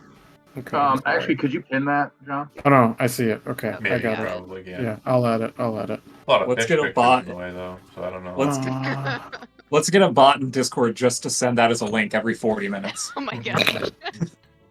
Every 40 minutes. Sure, why not? I mean, that's possible, for sure. It is. I don't want it. Okay. Yeah, I don't want it either. So, to be sure, Orlandis gonna- to Victicus, Cassia and Glint to Renilda. I can go with Orlandis to Victicus as well. Yeah, I'll go over to Vindicus as well. Okay. Alright. I added it. And Balgar, you're just hanging back and drinking?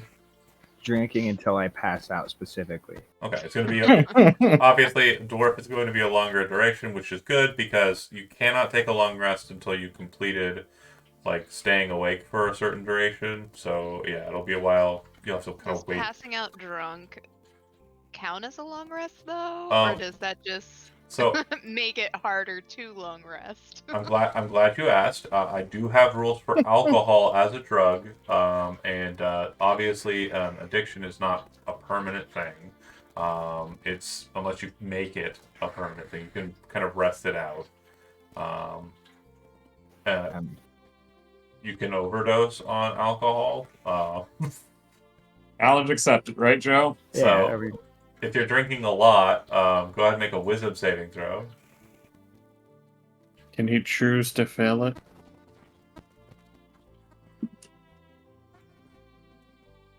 And also make a con saving throw. You have advantage because you're on both of these. Choose to fail. Oh, jeez. Yeah, you're a dwarf. You probably won't be able to get drunk. Or not get drunk, but become hungover. Yeah, this is just like Yeah, lunch. right. It's just light drinking. But yeah, so the way drugs work, just as a heads up, they are something that you consume that grants a benefit. but then they also have a penalty that is applied as well. Alcohol itself doesn't really grant much of a penalty or a benefit, other than the benefit we all know and love, being drunk. But True that. there are other types of alcohol that have applied benefits, like liquid courage, Terran brandy, etc., etc. But yeah, Everclear. yeah, that Oh, is man, a yeah. huge advantage. Dispel I could magic, start- right? Wish I could start throwing some drink names out, but it's been a while since I've played. Or, Red Dragon. oh yeah, they're firewater, of course. Um, uh, liquid courage is the halfling kind of like potent alcohol. Firewater is dwarvish. It uses an item called dwarvish root to make it. Anyway, Astrogoth, is there any direction that you want to go? Do you want to head with them to the lore master Victicus, or do you want to go to? Yeah, I'm sorry. I thought I had said I was going to go with Oh. them to Vindicus because You did. I'm just a terrible DM, is what it is. You just started thinking about alcohol. Okay, I mean he's already succumbing to its effects without even doing it. It's like a placebo. I'm drinking a LaCroix. So it wish I has the had slightest alcohol. taste of alcohol. Oh It yeah, I is. wish it did. It's limoncello. It just tastes like limoncello. Ooh. Or a lemon pledge. It tastes like lemon pledge. If it were alcoholic, it might. That'd be dope. Let's get to the point of it. So Glint and Cassia, you're making your way up the road, and you would split off from them as they're making their way to the manor. The manor has a wall about it. Hold on a second here. Where is it? That's not the right one. I failed. Wow, this organization's not very good. I believe in you. So That it was the has first one. it has a wall around it. The wall is it's a hedgerow. So it's not like a solid like stone wall. But there does appear to be an entrance point that leads in.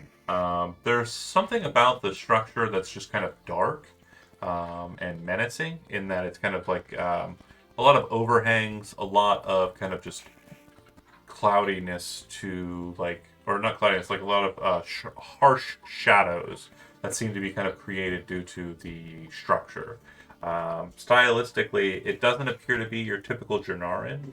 And for the more worldly, like Astrogoth, you would note that this is very Parnan kind of architecture.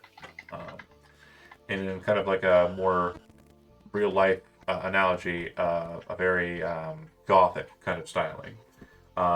There's a front door, and it looks like it's kind of pushed out away from the house.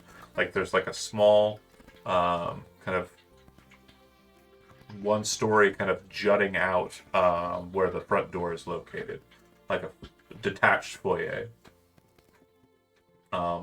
But yeah, as you're kind of moving up to the space, you can see the curtains are all drawn, and the space looks like it's unlived in. If you have a passive perception of 13 or higher, you do catch a glimpse of somebody moving a curtain on the second floor, looking down at you, and then kind of very quickly kind of shuffling the curtain closed. Didn't see a thing. You think he's home?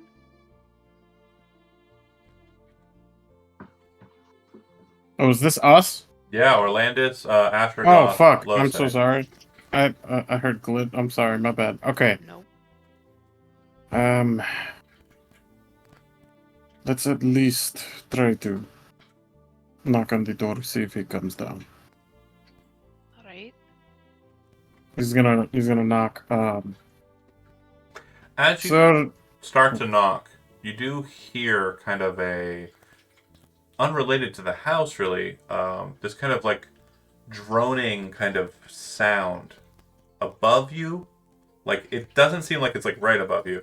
The best way I can describe it is if you've ever been like around an airport, that kind of feeling and sound and sensation of like a plane coming in. Yeah. Kind of, it seems to be at a distance at current, but it seems to be growing quite louder and heavier. Do you think Shield the Denisovans called in air support? Shield up just in case. If you haven't knocked on the door and you're kind of like getting into the defensive posture and looking upwards, out towards the stout wood, you would see what appear to be 3 larger craft floating in the air. And you see one smaller craft that appears to be moving towards Midtown very, very quickly. Oh. And I'm going to cut the scene. Cassia and Glint, as you make your way up the road and are looking towards the farmhouse that you are about to go and knock on the door on, some distance away, you also hear the sound. And it becomes more deafening because it's directly above you and coming in quite hot in your directionality. Hearing that sound and noticing that it's coming closer, Glint kind of grabs Cassia by the arm. Okay. And kind of moves off to the side to kind of hide underneath a tree. Okay. As he looks around and tries to identify where this sound is coming from. Sure. So yeah, you see it. You see that there are 3 larger crafts kind of off in the distance out towards the stout wood, and then you see the smaller ship, which is now kind of this blur of fire kind of moving through the sky. This music is obviously not the best for this, so I'll just very quickly kind of shift What that. are these craft like? Airships or sky ships. Yeah, they look. Yeah. So they're more like. Yeah, Like everyone's Zeppelins? kind of. Well, no, it's got like kind of. Sky ships are kind of. There's no one type of manufacturer, but conglomerate make ones, which these appear to be, are typically just boats that fly. They don't have any kind of mechanism other than. So you say they're what? It's got like a flame trail behind it. This one in particular. Have we seen them in the area before? Yeah, but not recently. You would see. You said they're heading towards the Black Spear. No. I'm saying that there's 3 of them that are over the Stoutwood, and then there's one moving very quickly in your direction. As you kind of watch and kind of move for cover, you watch as it slams down onto the ground just outside of Renilda's farmhouse, and then slams right into her house. So, did that look like it was like out of control? Oh yeah, definitely looked like Okay. it just crashed and smashed into her house. Holy shit! 1 second here. Uh, Oh, Oh, I know this map. there it goes. Oh no. Oh shit. So as you watch and you see it kind of skip down, slamming into the house, you did notice that there were people coming outside to wonder what the noise was. So in horror, you watch as it takes out 4 individuals, one of which you think is Renilda. oh, great. So this just turned into an episode of Invincible. Okay. Of which they were Yeah, not. he Of which they were not. he starts racing over. Yeah, Castia would have tried to break free from Glint if Glint was trying to hold her back, and we'll rush over to see if she can find survivors. Okay. Well, after it touches down, yeah, he's right behind you. The destruction is quite devastating. Like the track kind of just right through their farm, smashing through all of their stuff. There was like a rubble wall or like a stone wall kind of out front. The hit, like just the hit, was enough force to cause one of the trees near the house to fall over and slam onto it. Fires kind of burn on the ground in parts. But as you're getting closer to it, you can hear this kind of horrifying screaming, but it's not like a scream coming from a voice. It just appears to be like the wind itself around the ship is screaming. The back end of the ship is probably about maybe 100 or so feet back off the map, but it looks like it is completely ignited and burning, possibly the engine source. But the front end of the ship is what you have here. It looks like there's a broken metal blade on the front of it, and then the kind of directional wings that look like they've broken off and fallen off to the sides. So this scream, does it sound like? Are you talking? It's like the scream of the wind, or it's like Yeah, it sounds like 100,000 winds are screaming. And as you kind of get closer, Cassia and Glint can both make an Arcana roll. Okay, I think I know what's going on here, but I'm not sure if Glint does. But I got an 18. Yeah, so it sounds like the elementals that were bound to the wood of the ship are dying. Okay, that's God unfortunate. damn, that's horrible. Yeah, he kind of looks upon the site, and he's seen some fucked up shit in his life. But Yeah. this is If you're damn near apocalyptic. I'm going to say for Glint and Castia, if you're looking at the ship, I'm going to ask you to, well, I can go ahead and pull your tokens if you don't know how. Yeah, if you are moving towards the ship, because you would have came from this road, you would have came up and around. Just tell me how you're wanting to move towards the ship, what you're investigating in particular first. Glint is looking for survivors, but he's also kind of keeping an eye out for anything valuable. Okay, so that may have been.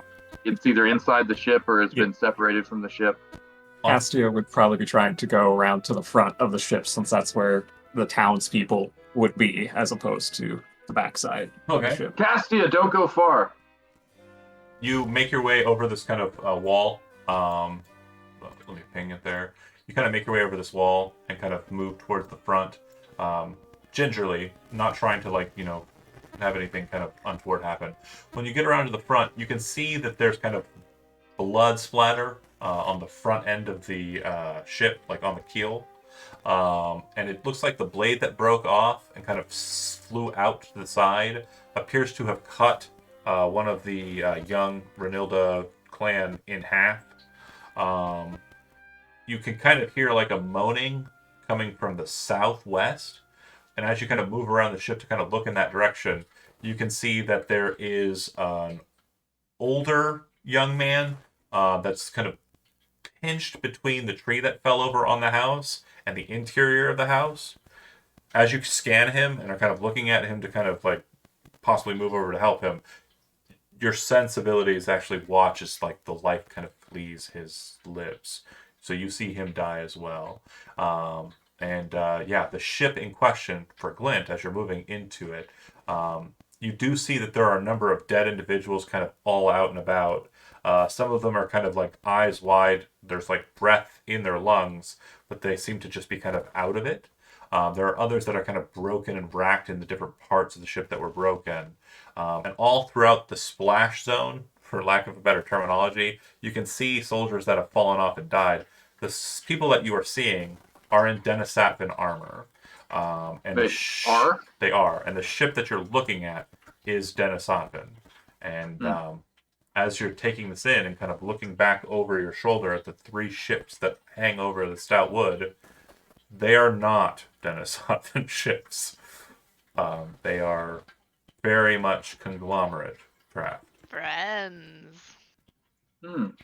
Do we know? Good to know. Yeah, definitely noting that. Is there like a well or anything here? You know what? He's gonna start gathering up the. Okay, so like, what are the I guess like the quality of the Denisatvan's weapons? It doesn't look like there's much implementation of loot. That's okay. So there's not like a whole lot here that's salvageable. I mean, even if there was, it's not like it's going to be anything that's going to win the day. Okay, that's fine. But since you are focused on that, we'll say that's what you're doing. You're scanning. For that's fine. I mean, if nothing else, I'll pat him down for change. Cassia on the north side. Again, the break, the et cetera. You do kind of get a sense that the animals are like scared shitless. The sheep, on the other hand, not so much. They're just on the south side, like the livestock, are just kind of milling about, hanging out, sheeping. Yeah, but you get a very strange vibe from the chicken coop up to the north,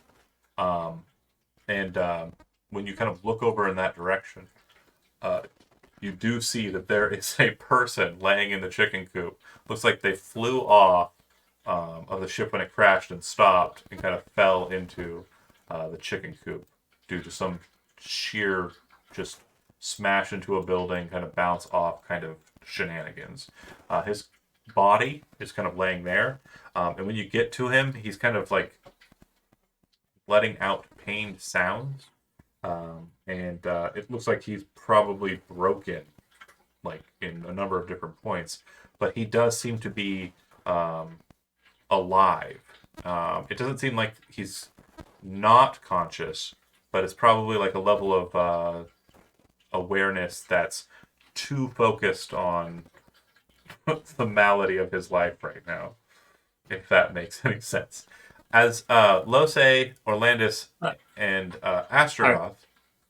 Sorry, I want to quick point on the opposite side. I'm assuming you're going to go right to healing, right?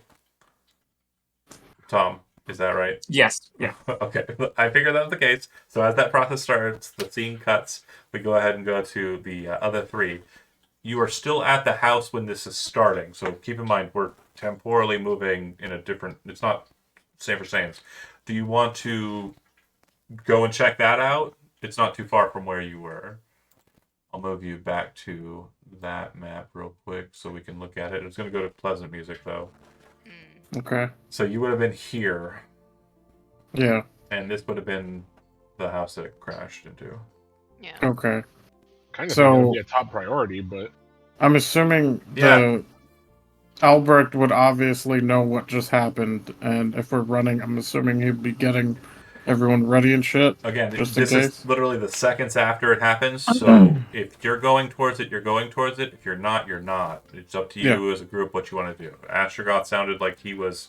Yeah, it seems like priority one. Lose head in that direction. Orlandis. Yeah, same thing. We're Okay. gonna head towards the crash. So what you'll note is as you're making your way up the top common road and heading that direction, you do see that coming from the Shepherd's Glade, kind of off to the east, there are three creatures that are kind of bounding in your direction, kind of in that direction. You would know them as Blusa, and it looks like they're Blusa riders that are heading over towards the crash site. God damn it. Okay. We can either intercept them. We'll just go straight and try to meet up with our group and then face whatever problems come. Sure. Okay, so you We can are just citizens being concerned.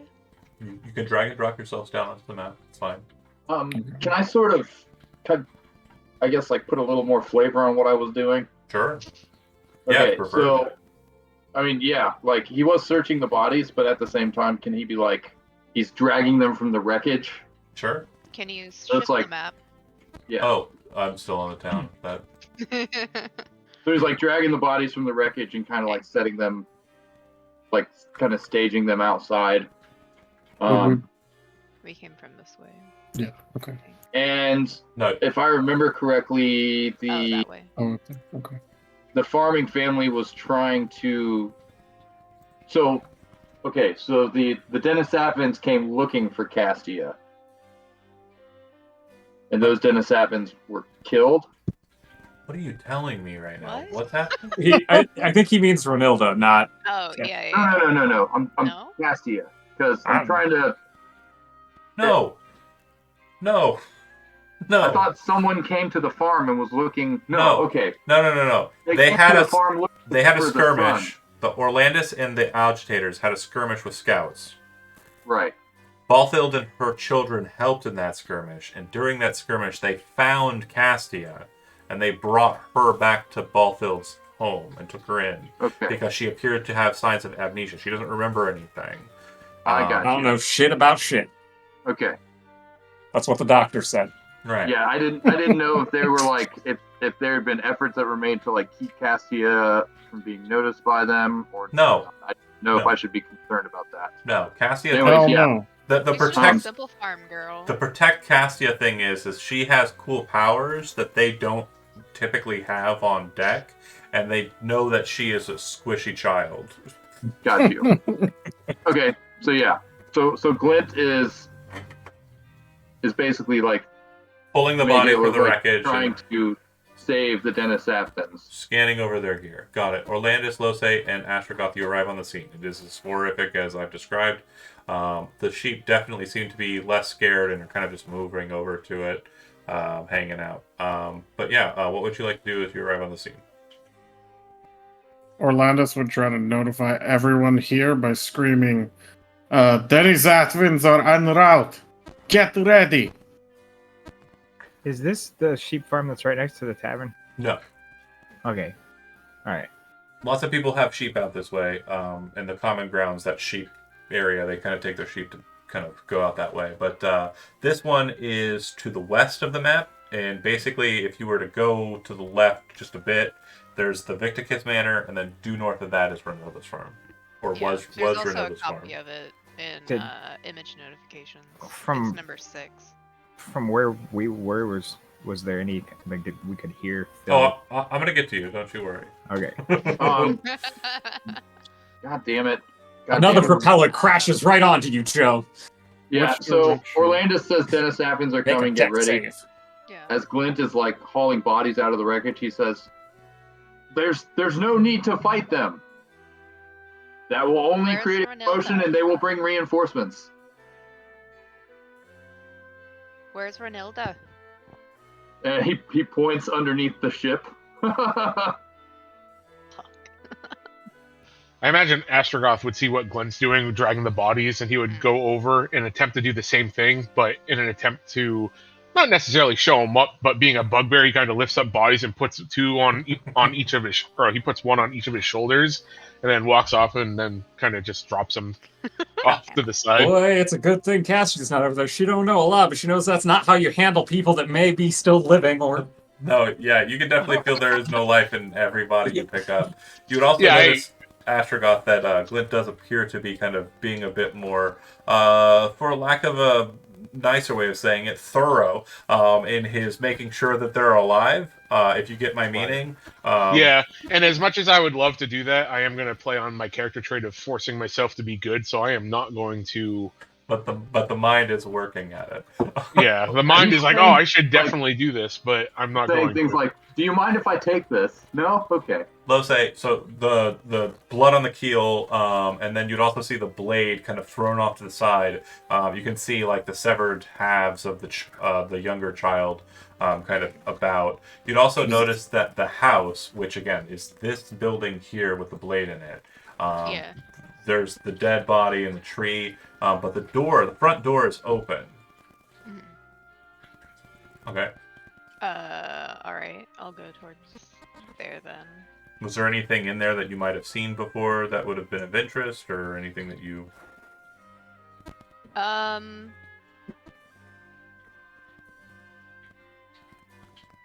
don't remember. No worries.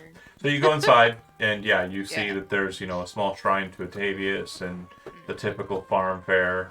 Looks like they had a couple of dirty plates still left out on the living room table. Yeah, it's But no sign of Renilda. no, yeah, you definitely see that there's probably the mangled parts of people under the ship from where it hit.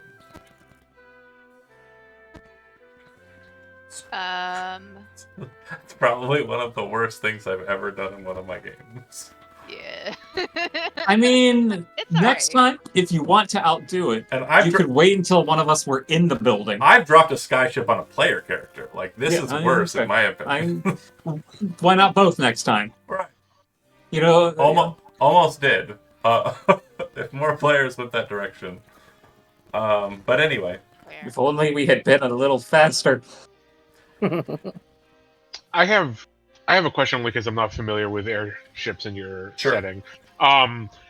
Given that this is now down and we have free access to it, would there be anything worth obtaining from like the engineering room or The back half of it is the propellant system. So it's basically kind of a propulsion system typical to what you would think. Steam engine, kind of propellers. right? But The my thought ship- is hold like up. I was going to explain like the ship itself. How it remains aloft is they bind air elementals to the planks of wood of the keel, and that keeps it aloft because they're all using their fly speed to hold it up. They're enslaved and bound to it. So it being shot out of the sky means that a good number of them were basically wiped out, and then it descended. So there's no real mechanics in the front half of the ship. The back half of the ship is where all of the mechanical good bits are there. But if you're talking about weaponry, there are very clear signs of ballista on the top. Oh, I was thinking more along the lines of the equivalent of they left their car unattended. Yeah. Is there anything like car keys that we could steal that or take? Sorry, that would make it so them doing any sort of recovery on this vessel would be impaired in any way. Unfortunately, the Denisovans don't really have that kind of security in mind with their style of skyship. It's like a boat, except that it has like steam engines in the back and air elementals Right. bound to the wood. Okay.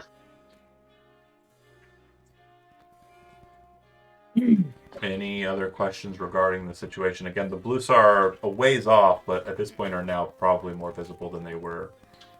And Cassia, the healing process for this gentleman, he's definitely going to be in pain. It's not going to be it's not going to be a patch. I rolled 2 8s. I don't know. It's not going to be a patch fix with a cure wounds. He definitely seems to be a bit more subdued after the casting, but it's more kind of like he's now fainting from the pain. So if you want to leave him, you can, or if you want to take him, you can. I will note this: he is not in Denisovin gear. In fact, he looks like he's more closely attired to the stranger that came to the tavern. Different guy, but similar outfit. Yeah, Cassia will continue to try to tend to him until somebody says or does something to get her. Okay. Wounds, Orlandis is of the mind that we have to defend this place still, but he just I don't know what the right thing to do here is. If you are afraid they're going to attack you on sight, then make yourself scarce. Yeah, I'll just walk around and try to find something or someone. You find a barrel. You find a barrel. You take it. Yeah. Dun, dun, dun, dun, dun. It's gonna hide in the barrel. No. What was that noise? I'll just go to the front of the ship and look for anyone. Oh yeah, you see lots of everyone all over the place, and then Lose's over by the house there, and Castia's over there. All right, yeah, I'll go with Lose. Okay. Yeah. Cassia appears to have a person. Okay, then we'll go there. We'll go over there to the Castia. Is there any kind of like paperwork present in the house that I can see? No, not really. It's mainly just the Shrine of Atavius, the dishes. Nothing really. Had a bigger shrine to Atavius. Anything. Should have had a bigger shrine to Atavius. Yeah. Well, I mean, that still would have warranted the chaos, but yeah. Yeah. Probably more like Halloween. Yeah, but death. Yeah. But also death. So, easier death, maybe? Orlando stands over you, Castia, and looks down at the guy. As I described, he appears to be in kind of similar garb, just kind of traveler's robes. Okay. He doesn't have a backpack or anything, and beard, kind of, under the robes that have been kind of torn a bit. He definitely looks like he's physically impressive. But he has kind of like a sagely look from the neck up. Does he have any like chains or anything on him? Anything like that could describe him as a prisoner? No, he doesn't have any effects other than a small pouch, which when Cassia inspects is kind of filled with weird bits of like plant matter and whatnot. Okay. All right. I mean, yeah, or Orlandis will just try to help Castia. Okay. He's alive. I did what I could, but we need to get him away from here, somewhere where he can rest. Castia's very kind of frantic and frazzled and looking around at all of the structures that have been damaged by, flying propellers that have broken off and fire and screaming wind. Let us take him into the house or this barn here. Astrogoth, as you're kind of moving and dropping a couple of the bodies, probably on like, 5th or 6th run in, you do see that the lead Blusa kind of lands here I will put his token down here in a second. And the guy on top points his cross spear at you and says, "You there, stop!" Am I currently holding any bodies or no? You just set them down. Okay. I'll put my arms up and I'll be like, "Hey, I think I recognize you." Obviously, probably not, but You actually, with a passive insight, you have 12 of passive insight. let me look.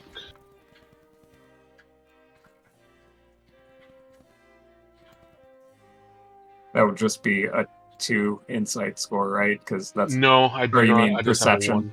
1. Okay. So he does a weird kind of look at his companion. He says, "Sorry, I don't know you at all. But 1 second. What are you doing with those soldiers there?" And then, Glint, you have an opportunity inside the housing to either stay inside the slightly kind of smoking interior here or exit and be revealed.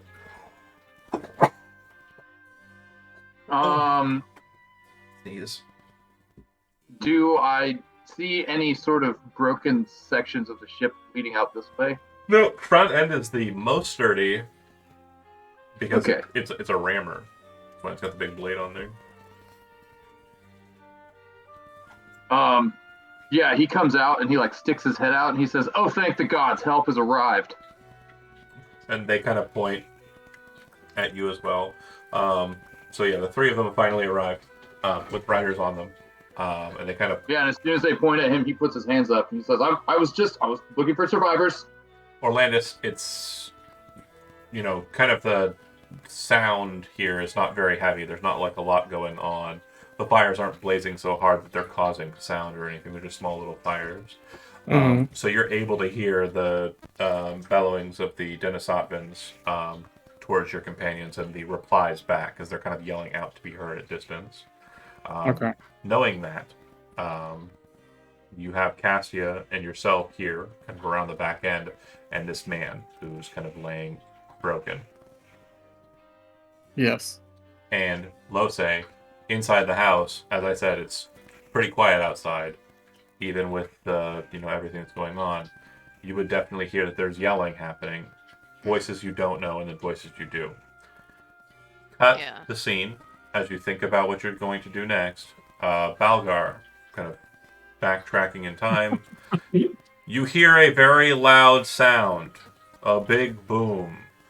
You see Albrecht kind of move towards the window and open it, and out from it you see the aftermath. There's like a good distance away from the window he's looking at, and you can see the destruction, the path of destruction in the ship crash. And he says, "Holy shit." He looks back at one of the agitators that's there beside you and says, "One of their skyships just crashed into Renilda's." And then you see him kind of look to the north, and his head kind of does one of these tracks, and he goes, "They're already on their way." Blast. Well, I mean, I know the homies were heading in that direction. I'm sure that they will show up to this. I will quickly down whatever beer is in front of me. Albrecht will kind of say, "I'm going to stay here. I probably shouldn't be involved. I don't want to cause anyone to suspect that." What the hell was it? He points. One of the Dennisotvan skyships just crashed onto Renilda's farm. Right. I best go see if there's any way I can help. Okay. So that being the case, with the cutscene as it's been, by the time that they've done all the searching and all of that, the time it takes you to get over to them, you'll be arriving kind of just down the road from where the Blues are located. So you kind of are seeing it from behind, and you can kind of maneuver onto the property in any which way you want. You can kind of attack it from any angle. You've had the time to kind of maneuver. So with that kind of capability, how would you have approached the site? Fucking down the road behind the Blusa. Okay. I'm not a stealthy guy. I'm not even gonna try it. All right. I'm gonna move them up a little bit, and I'm gonna pop you down onto there. And one of them seeing you approach, kind of like as you do, will spin about to face you, while the other two are kind of focused on Astrogoth and Glint. Meanwhile, and so Astrogoth and Glint would be aware that Paul's just kind of rolled up on his own. He definitely probably has a flushness of cheek, and is smiling. Probably chuckling to myself, realizing how drunk he probably is. He's probably Yeah, Glint's just gonna assume the red face is from running. He's probably in there. It's probably a combination of things. It's not just the running. We're feeling good, man. We're Yeah. feeling great. Nice drunken jog down the road to a crash site. We love it. So Happens all the time here. this is mainly for Lose, Orlandis, and Cassia. You three are kind of in a predicament situationally. You can do what you like here. You're inside the house at this point, but you kind of look out and can hear the sounds of people yelling. And then more clearly, Cassia and Orlandis know that there's yelling happening there. And Are either of like these sides of these enclosures or these houses? Is there an opening or a door to bring this gentleman in? yeah, so the to the south there is a pretty decent sized double door, and you would know that this is actually a barn. Okay.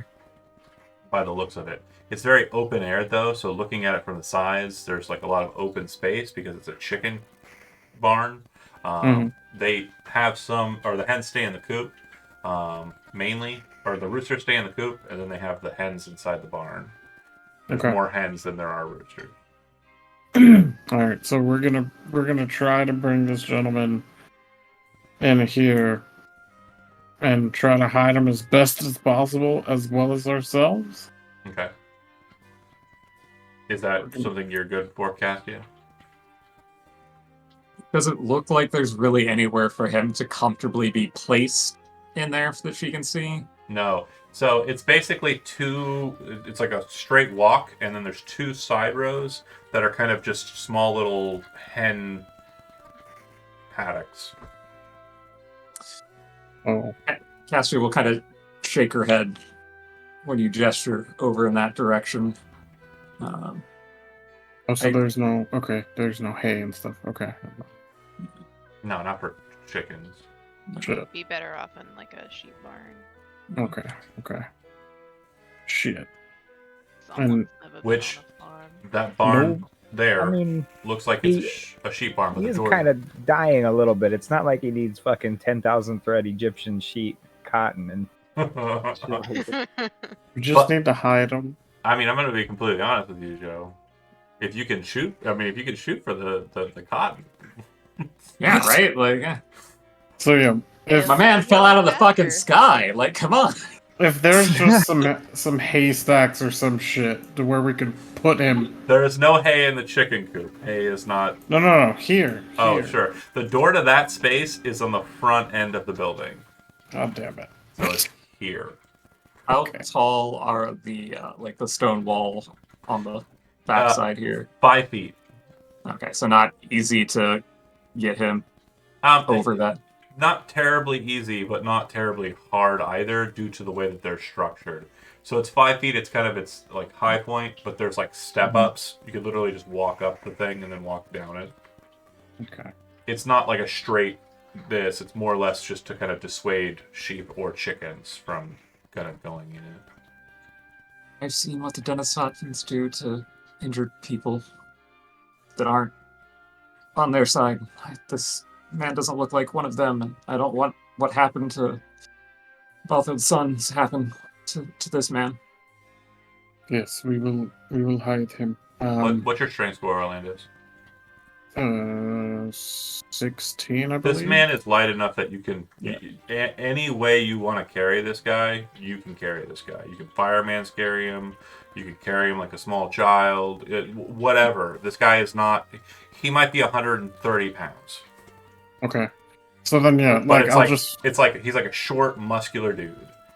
okay. I'll Let's fireman's carry him, and then if we can, try to go in here, and then find a bed or some shit. Well, looking at the situation, you know that if you move out into the courtyard, it'll be problematic. But we're going to go ahead and discuss that as that happens. Lo, say your side. We're gonna stay in the house, but kind of, is there like a window? Yeah, there's windows. Okay, I'd like to go upstairs to like one of the upper windows. Okay. I'm guessing that this isn't upstairs. When you go inside, again, there's no map for the interior, but you kind of go up the stairs, and then on the second floor, there's a hallway at the top of the steps that goes the length of the house. It looks like there is 2 rooms, or 2 doors, and then there's like a third smaller door kind of slotted in, which you would know is probably like the water closet. But the 2 doors, there's one on the left, one on the right. Which one would you like? Whichever one is this one. Yeah, so it'd be the left, yeah. And entering into that space, this appears to be like a master bedroom. The water closet, as mentioned, is actually en suite. And then if you're kind of like moving into the space, you would see that there is a very large bag on the bedside table, and a dagger as well.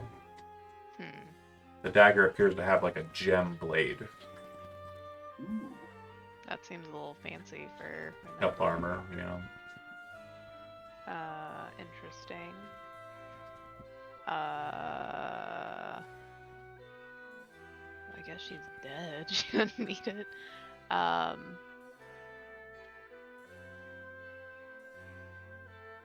gonna keep it there for now. I mostly want to. From this vantage point, you can see everything. The ship is a bit tall, but you're kind of at a height that you're kind of looking down it. You can kind of see the tops of the Blusa and the tops of here, except for Glint, who's kind of closer to the ship. Right. All right, and you can definitely see someone's on the road. Yeah. Okay. Someone else is on. Someone has walked up on the road. Yeah, you don't know who it is. Okay, gotcha. Okay. So Castia and Orlandis, the 2 of you are trying to sneak across the courtyard and get into the barn, as stated. So I need the 2 of you to go ahead and make stealth checks. Okay. Stealth. Yeah.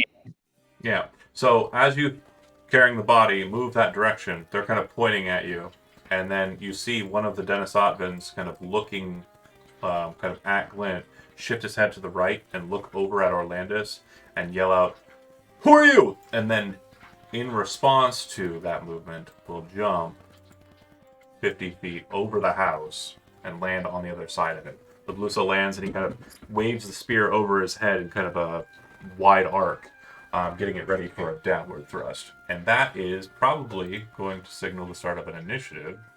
Oh, shit. Because choices were made. Choices. Well, also rolls were made. Yeah, those were some... I'm gonna move myself to the window. Okay. Just for the. Ugh. Ugh. Oh no. We're Least I got rolling that great out of tonight. Oh, Jesus. I guess since we didn't ask the question, I'll roll. Yeah. Hot rollers.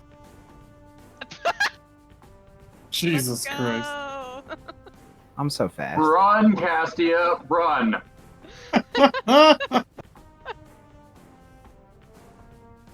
Forest. It's the beer. It doesn't make me faster. It just slows everyone else down. Yeah. You'll have to put me on the tracker, John, since I forgot to click my token first. Okay. What'd you get on your initiative? 21. You can modify it, right? Yeah. Okay, thanks.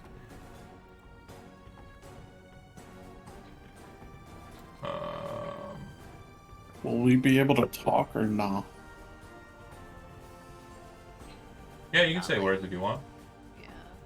Full like monologues though. Denisotvans are not here, right? Because I thought I They're right there, yeah. heard. Yeah. No, those are. Oh, they're writing those things. Yeah. Yeah. Mm-hmm. Okay. And then there's that one. They're mounted. And yeah, the smaller tokens, I just put them down. I see the smaller tokens. I thought these were just like talking weird bug creatures. No. No. Not today. I put They are. I put the mounts down just to kind of like placehold because it could have gone without a fight. It could have gone without a fight. It still can. I'm just a dwarf walking down a road, man. I didn't do nothing. Yeah, if you literally want to just like abscond, you do not need to. Oh, I'm gonna do something, but I haven't done anything yet. Cassia, you're up first. You can see the look in the helm of the Denisotvan is not seen because he has the crazy goggles, but he definitely looks menacing with the spear as waved and prepared to attack Orlandez. And Castia has seen them attack plenty of people without chance of discussion. She is going to scream at the man to leave the injured guy alone, and then I'm going to drop a moonbeam right on his ass. She's not fucking around. She's... Hell yeah. Okay. I probably never made you a spell template because I am the worst. I don't even know how to use a spell template to drop a circle on the board, so... That's fine. Second level... God damn it. What's the width of it? I believe it's a 5-foot radius. Okay, so... Yeah, 5-foot radius. Yeah. Geez, 40 feet high, you might as well hit one of the other ships. Well, I mean, I know they're with us, but... She's thus. Yep. You should be able to move that. Is that where you wanted it? Sorry, I'm clicking on it and it's just dragging to select stuff. It's not... You can't move that token? No. Okay, hold on.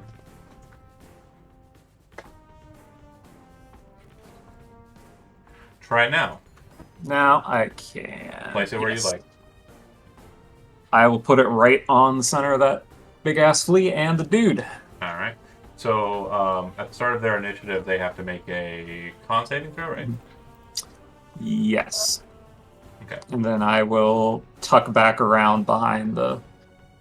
I know you said it's pretty open, but I'm assuming there's some kind of like column around there that it's wooded. Can have some kind of cover. Yeah.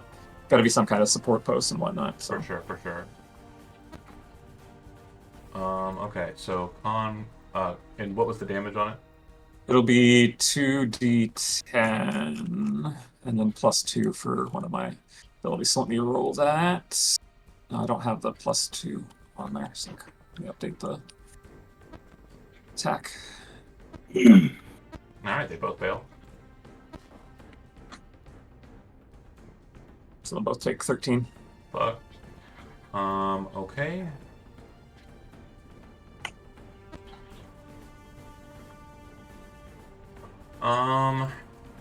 They are both heavily wounded by the moonbeam. It kind of detonates its radiance, and you see them kind of like burst by it. In response, he yells, "A mage and some sort of renegade priest."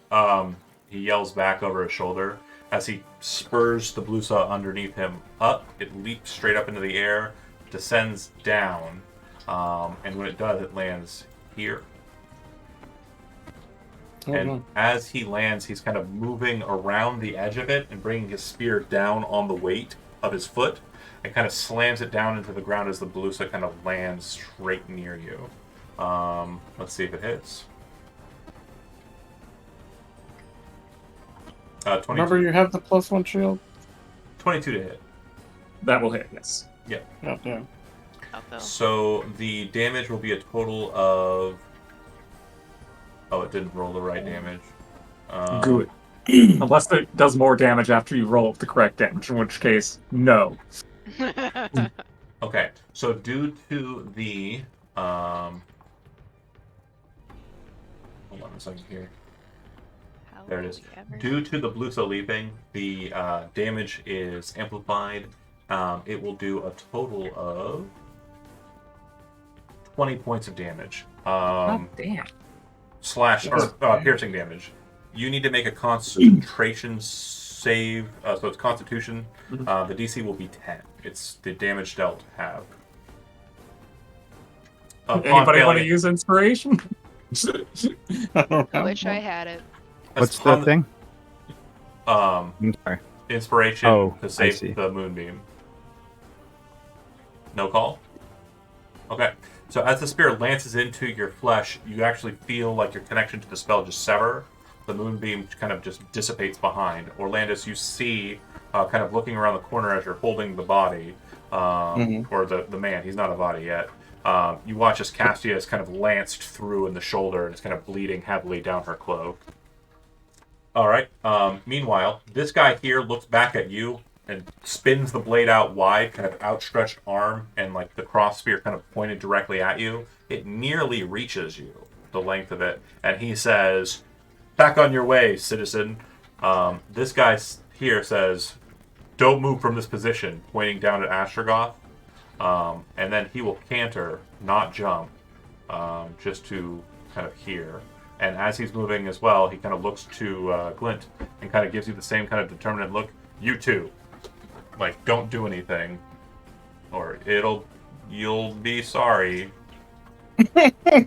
Wow, that's convincing. Bulgar. You better not, He mister. told me to go back on my way. He said, "Go back on your way." You gonna go back on your way? So sorry. I thought I might be able to help. And I turn around and I start walking away. Okay. And then I turn around and I cast heat metal on his suit of armor. How dare you? Here you go. Okay. He turns into sand and he Hey, better motherfucker! he None of turns into that. sand Ever and he since I flies saw- out of his armor. Ever since I saw that picture of the Denisotvan with the bug armor, I've been like licking my lips to get a hold of one of these guys. He will Good luck pass. getting out of that. He will pass his Constitution saving throw though. And Alright. just to double check on the spell description, I don't think him passing it. If a creature is holding or wearing an object and takes damage, okay, so it doesn't require a save for the thing to grow hot. That's not the case. It just does. Yeah, he's still taking the damage. Yeah. If he fails the con save, he's compelled to try to take the object off. But Right. obviously, they can't take like their whole suit of armor off.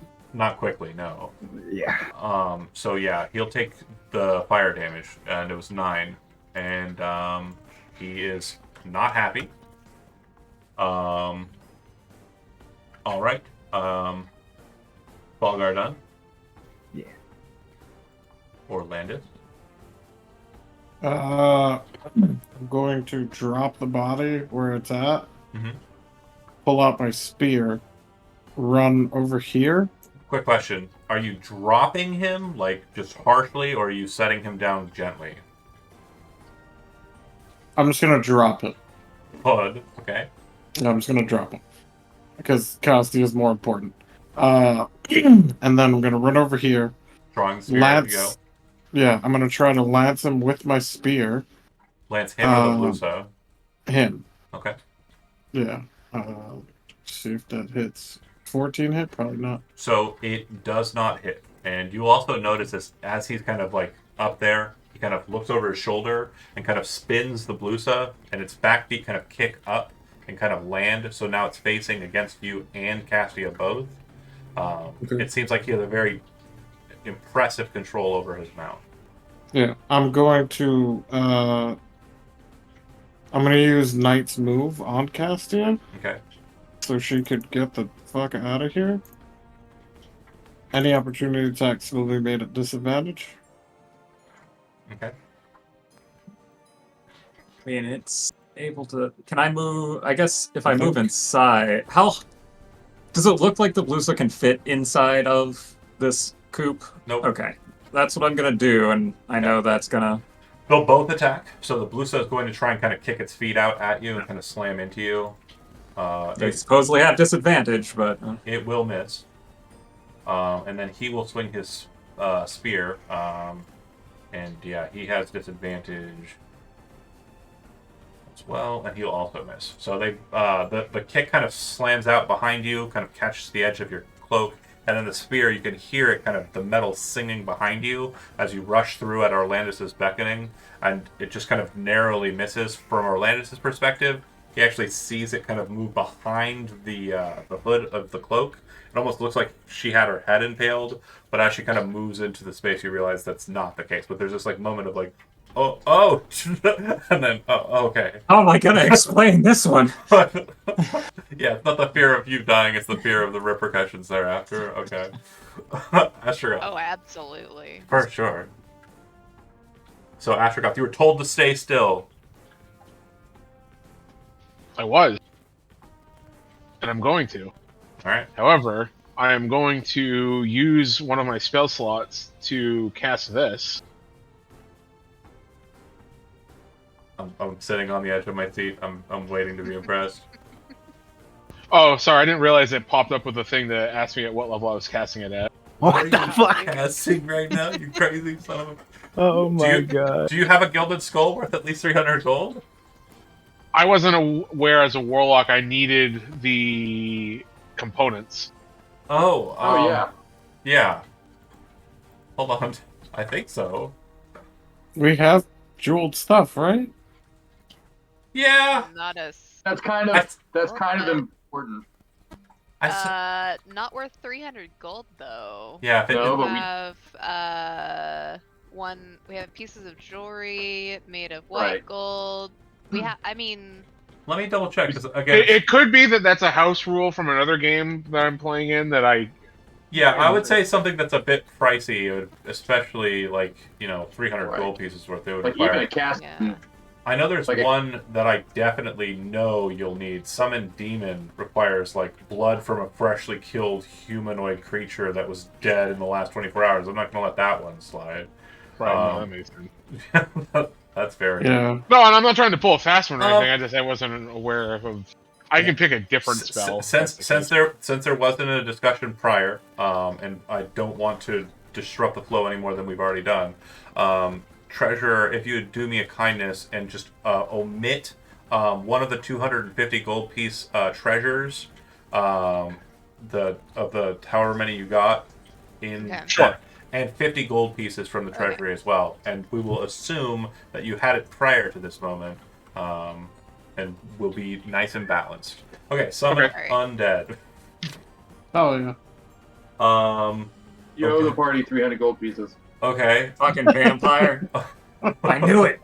I knew it. What Y'all type? thought I was dumb. This is the one from the player's handbook. No, it is not. It's an undead spirit one. Okay, cool. That's easy then. Undead spirit. Oogly boogly. So I imagine as I do this, I kind of just like pull out musical instrument, start playing a song, and then all of a sudden spirit kind of pops up into existence. Are you using one of Do the dead bodies music that you had? intensifies. Well, it's I could. I guess it's I mean, you got fresh cadavers there. Why not, right? yeah, sure. I'll use one of the Denisovans. Why not?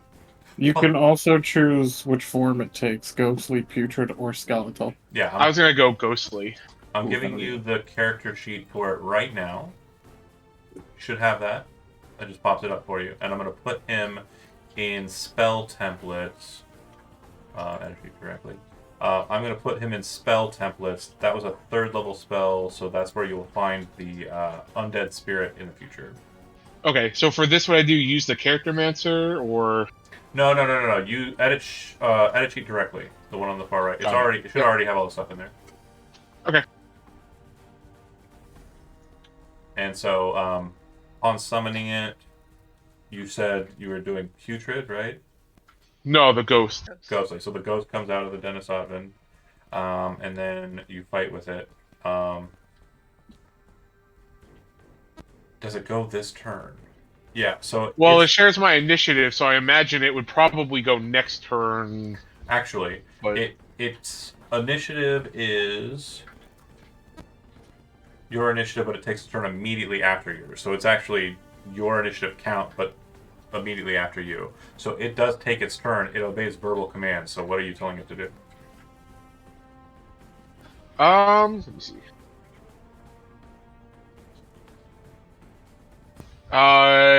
Probably. I'll send it to go. I'll look and see. I don't know if I'd be able to get a glimpse of what is going on with Cassia and everything, but I'll point in that direction and say, help out my friends, good spirit, Okay. and I shall play you away. Since you kind of pointed in a direction, and it's not like 100% sure what's going on there as you kind of cited. It's going to move its speed, which I think is 30. Double checking. My sheet says 0. It's blank. So it's got a fly speed of 40 in ghostly form, so it's actually got 10 more. You said your sheet is blank? Yeah, it's blank. Go ahead and do me a favor and close out the sheet. Just hit X, and then I'm going to do it again. I got it. It's loaded now. I'm Okay, sorry. Cool. No worries. So yeah, it moved 40 feet in that direction. Okay. All right, good turn. And it takes the dodge action. Since it's unable to perform the function, it'll continue moving until it's able to help. Lose. I guess we'll grab that dagger and head down the stairs. I don't know how long that's gonna be. So a quick note, just from a flavor point of view, and Yeah. again, we didn't have discussions regarding summoning undead, so I just want to confirm the visual that you're seeing. You do hear some kind of bellowing, because again, you're a distance away, you're not able to hear the precise words. You then see a ghost fly past the ship a bit, and then kind of get behind it. It looked like a Dennis Otvin ghost, so you're not sure what that's all about. Yeah, but I can tell that Maybe. that they're over You heard here. some music. I don't know if that would be a Yeah, good but I way, also saw the Belusa go this way. Yes, you are aware that there's stuff happening there. Yeah, so I'm. I feel like I seen it. I just want to. That's an interesting thought. Oh, what happened? Somebody What? got shifted. Wait, what's an interesting thought? No, I said I feel like I saw that. Right? 'Cause Oh. if I was looking at this guy and I was attacking him, my friends being behind him, I think I would be Oh. kind of watching for Astrogoth's next move. But I don't know for sure. There's a tree. It's the heat of battle. Maybe he does. Maybe he didn't summon a ghost. maybe it's the alcohol. Maybe I'm drunk. Yeah, true. Maybe it's Maybelline. That's nothing. But I said what I said. I grabbed the dagger and I head down. And the I bag? Huh? And the bag? Yeah. Okay. And Bag has I a have- jingle like there's coin in it. Oh, okay. Like maybe she was trying to run away. Don't know. Okay. So I have movement of 30 feet. You'll be able to get to a point where if you're dashing, you'll be able to get Yeah. outside. Okay. So I will Right, get so outside and pulling. sword. Yeah. Dagger and bag in the other hand. Yep. But First off, I'm gonna bonus action telekinetic shove this guy. Attempt to shove him off his Belusa. okay. That will be a Saving I throw? believe. Yeah. Okay. He doesn't he doesn't move. Oh, really? Yeah, because it's a force movement, he shifts it to the Blusa as his reaction. It doesn't do anything to it because it can't be pushed. Interesting. Well, in that case, move forward. As part of my movement, I'm going to climb onto the back of the Belusa. Okay, so it's an action to try and climb a larger creature, so go ahead and make your athletics or acrobatics check. Oh, it's an action to do that? Yeah. Let me see here. You already used your bonus action. Yeah, I'm just trying to decide. What were you thinking? Like, you already used your bonus action with the push, so you're now trying to climb it, right? Or is it an action to push? Can I jump as part of my movement? No. To mount another creature that's larger, in the skill trick, it states it's an action to do so because it grants you benefit. A, you move with the larger creature, and B, you have advantage when attacking. Oh, it. yeah, the smaller Why would creature that be free?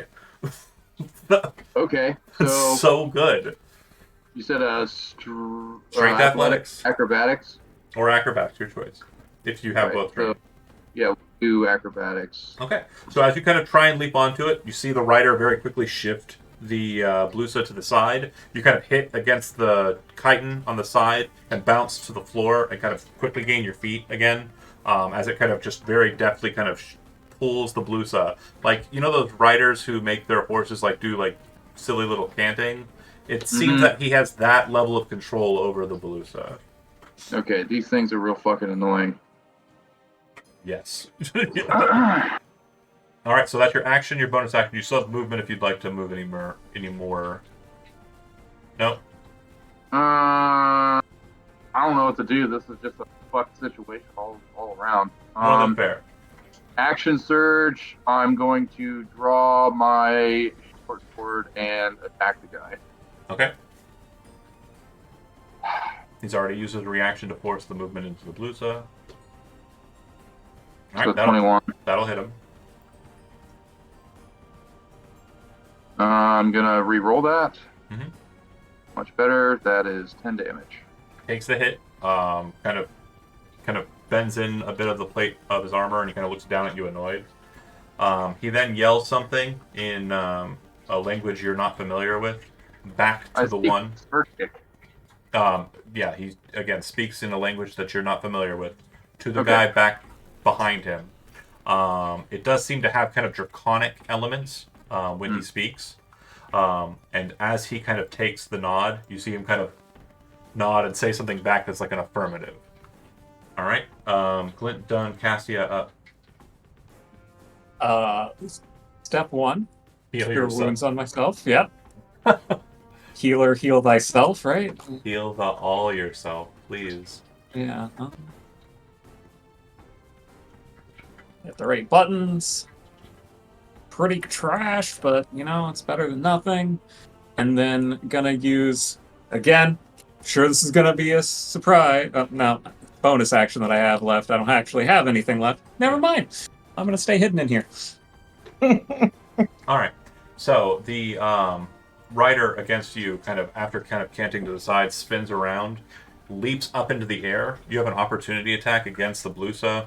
Due to it using Blusa leaping, you have disadvantage on your opportunity attack as it jumps 30 feet into the air.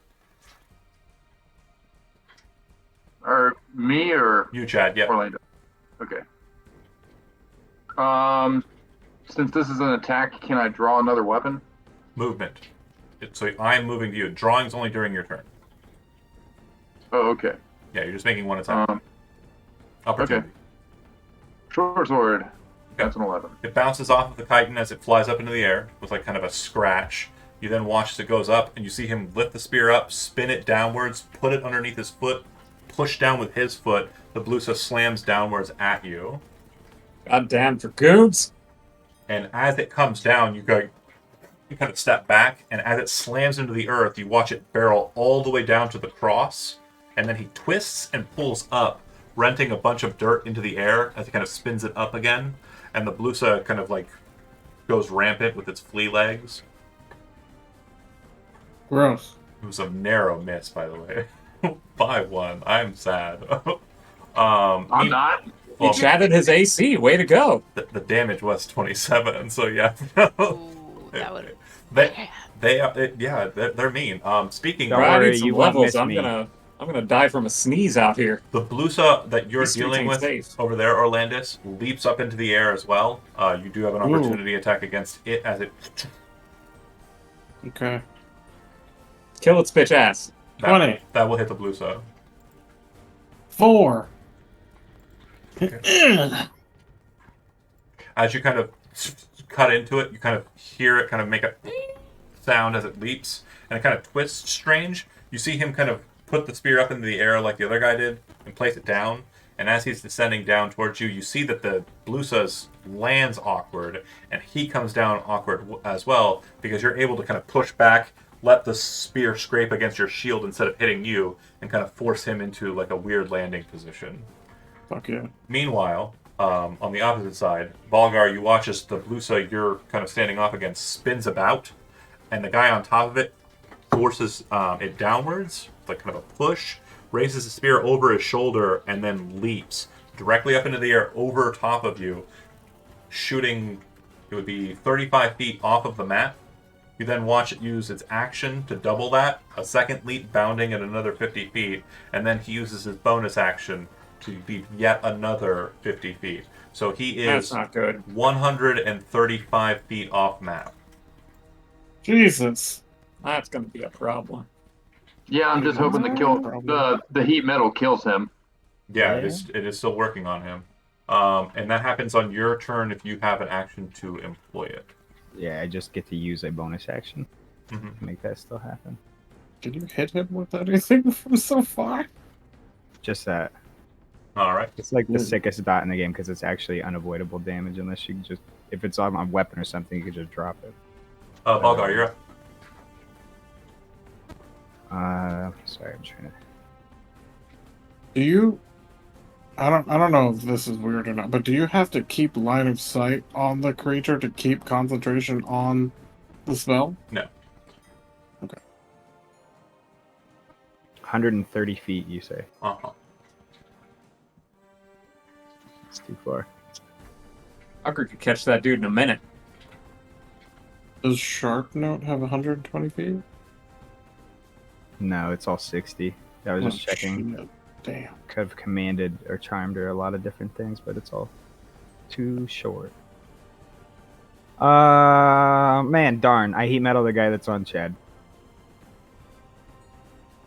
I would have just maintained concentration on the heat metal you already got, because if that guy gets away, No. Can't see him. The guy who's running away is not the one that's heat metaled against. Mm. I think there's a bit of a confusion there, Oh. right? Oh. I mean, this guy that pointed his spear at me and nearly hit me with it. That's the guy that I heat metaled. So I assumed it so was then the one that's that was this guy. closest to That's me. the guy that's leaving. I mean, I don't know. He's probably I'd going. He's got a whole. Let's see here. He's got what 50 more seconds until he takes the full minute's worth of the damage. He probably will live or get to somebody before at that yeah, speed. one moonbeam did a Yeah. shitload of damage to him. Well, you could heat metal on the guy who's There's no running way to away, catch him. since there's no way to catch him, and just keep him No, that's- burning. That is who's Yeah. heat metaled right now. Okay. Sorry, I thought you said you heat metal the guy on Chad. I was confused. Well, yeah, I'm thinking about switching my target because that guy's going to get to help or survive it outright in a minute's time. Either way, Yeah, I mean, if he's looking moving at 200 150. feet of fucking action, a turn, like within the next minute in the next don't- 9 rounds that he has to survive, he's going. They don't have a whole lot of hit points, though, Joe. If he gets away and gets help, he has seen our faces. Not mine. Okay, we're not arguing this. In Yeah, real we're not time. arguing. I really don't think that Joe, he's roleplay your character. Nobody going else to can. die. Okay. That's fine. I'll what heat you gonna metal do? the guy that's on Chad. Okay. Okay. Did you bonus action heat or dot the dot before you switch? Yeah, that's a good idea. Roll the damage. So this is for the first guy. Mhm. This is for the second guy. Okay. Wow, it's the same. All right. That's pretty good. Crazy.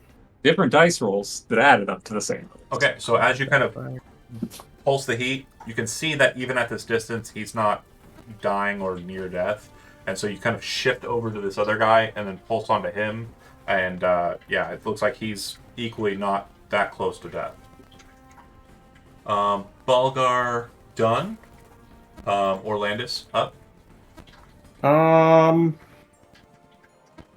I'll mount. I'll try to do the skill trick mount with athletics. Okay. So as your action, you're trying to mount the blue side. Go for it. Yeah. 17. Yeah. So you get up on there. All right. Oh, Oh, sorry. sorry. No, you do it. You do it. Just leave him there. It's fine. Okay. Yeah. So yeah, I'll be on the mount, like right next to him, and then yeah, I'll just wait for my next turn. Okay. No other bonus actions. Cool. Astrogoth, you are up. The order's already been commissioned, so it's going to continue that direction. And they can now see the fight happening, so... Okay. Which of these two is the one that's all the way up in the air right now? So not so much... They don't fly, they just kind of leap and then... Right, Yeah. right. But So none of them are actually in the air. This one's grounded against Shad. This one's grounded and it's 135 feet off map. okay, that's all right. That's so crazy. Guess it's well, I kind of already summoned the spirit. I guess it's time for the doot doot. Mhm. Do. And I'll be aiming at the one on Chad. Okay. That will hit.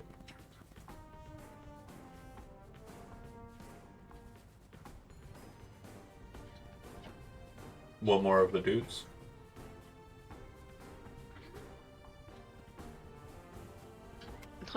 Oh yeah.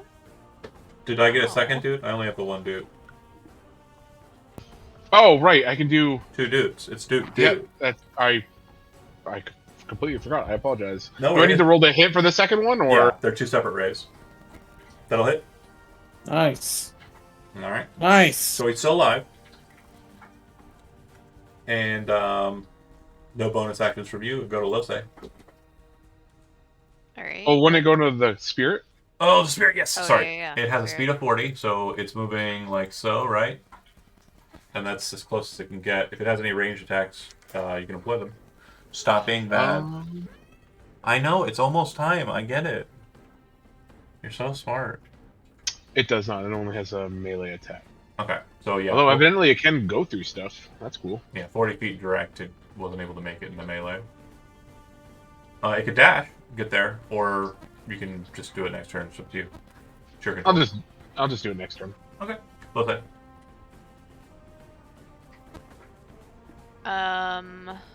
Let's double check. Yeah, I'd have to dash still. I guess I'm gonna go.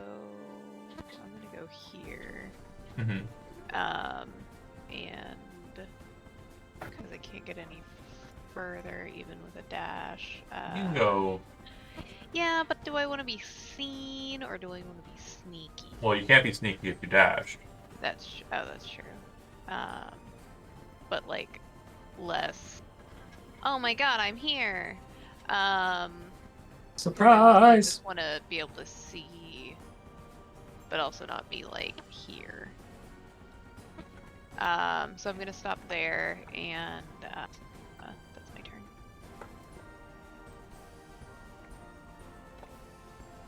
Very boring, I know. Glint.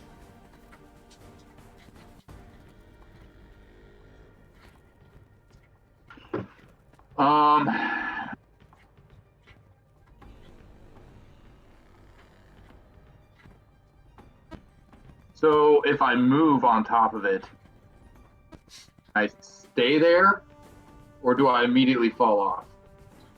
I'm sorry, what? If I move on top of it. Okay, let me explain. You cannot move into the space of a creature that is hostile to you. If you move on top of the creature, you have to have a vector to get above it and remain there. You do not have a fly speed. You cannot. To use the skill. I can climb up the wall. Oh yeah, if you go up the wall, you can go up the wall. That's different. You can fight it from the top of the barn. Sure, go nuts. But you're not. You don't get to freely board the mount. You have to use the action prescribed in skill traits. In just core D&D, there's no way for you to usurp a I mount. understand. I just like to know what my options are. Your option is take an action. Man, and board it. I can see it. It's like that game. What's the Lord of the Rings game where you go around killing a bunch of like Uruk-hai lieutenants and shit? Shadows of War, right? Yeah. Yeah. You do that stuff you do to the That was a wargs. great game. Damn right. It was an incredible game. So part of my attack, I'm going to draw my my parrying dagger. Okay. Just attack the rider with the short sword and the dagger. Okay. 17 is the armor class for the riders. That'll hit. Nice. I'm going to re-roll that. Mm-hmm. So that is 13, 15. 15. Okay. Still alive, but very much closer to death. You have a parrying dagger. You said you want to throw that as well. 22. That'll hit. It's 9 damage. You will kill the rider. Fuck you. All right. Yeah. And then anything else? Then I will move up the wall. I'm gonna move up the wall all the way onto the roof. I'm gonna basically just try to get out of reach. Okay. So the roof is about I imagine 10 feet high. the roof being thatched is not strong enough to hold the weight of a blue stuff. About 10 It feet is. high. As you move away from the Blusa will slam into you. My AC currently is 18. Cool. I got a 20, and it'll deal 9 bludgeoning damage.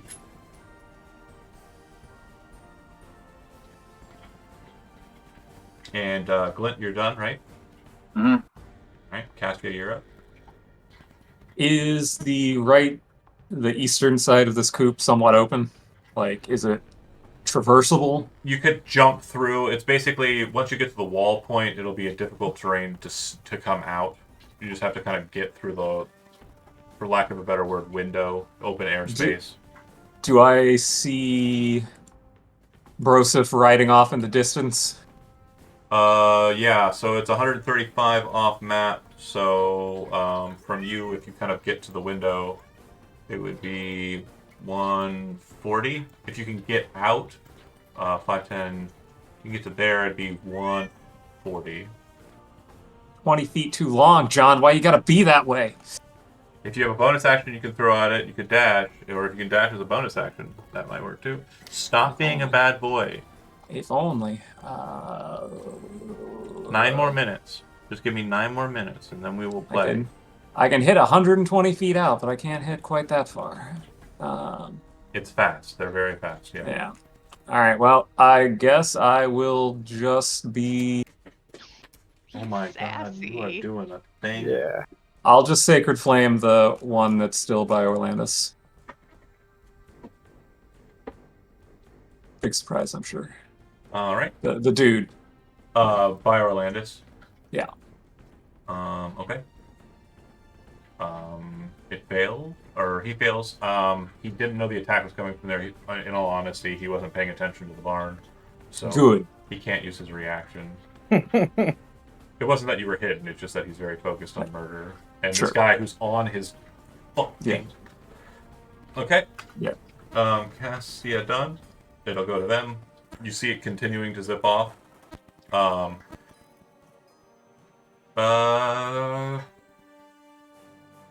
Joe, roll a D100.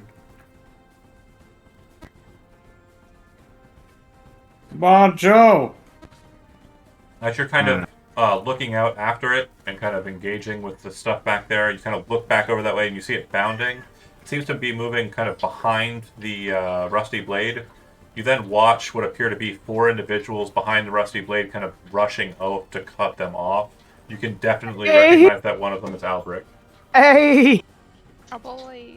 Let's go. You rolled under. I've still got to murder people with Dennis Hopkins. The Blusa is in a rage right now, so it is going to continue to chase Glint. It leaped up into the air, well over the 25-foot height of the barn, and kind of comes slamming down towards you, Glint. Due to it not doing the spear pincer thing, it's just full weight dead on you. I need a dex saving throw. Oh no. Okay. The DC was 12.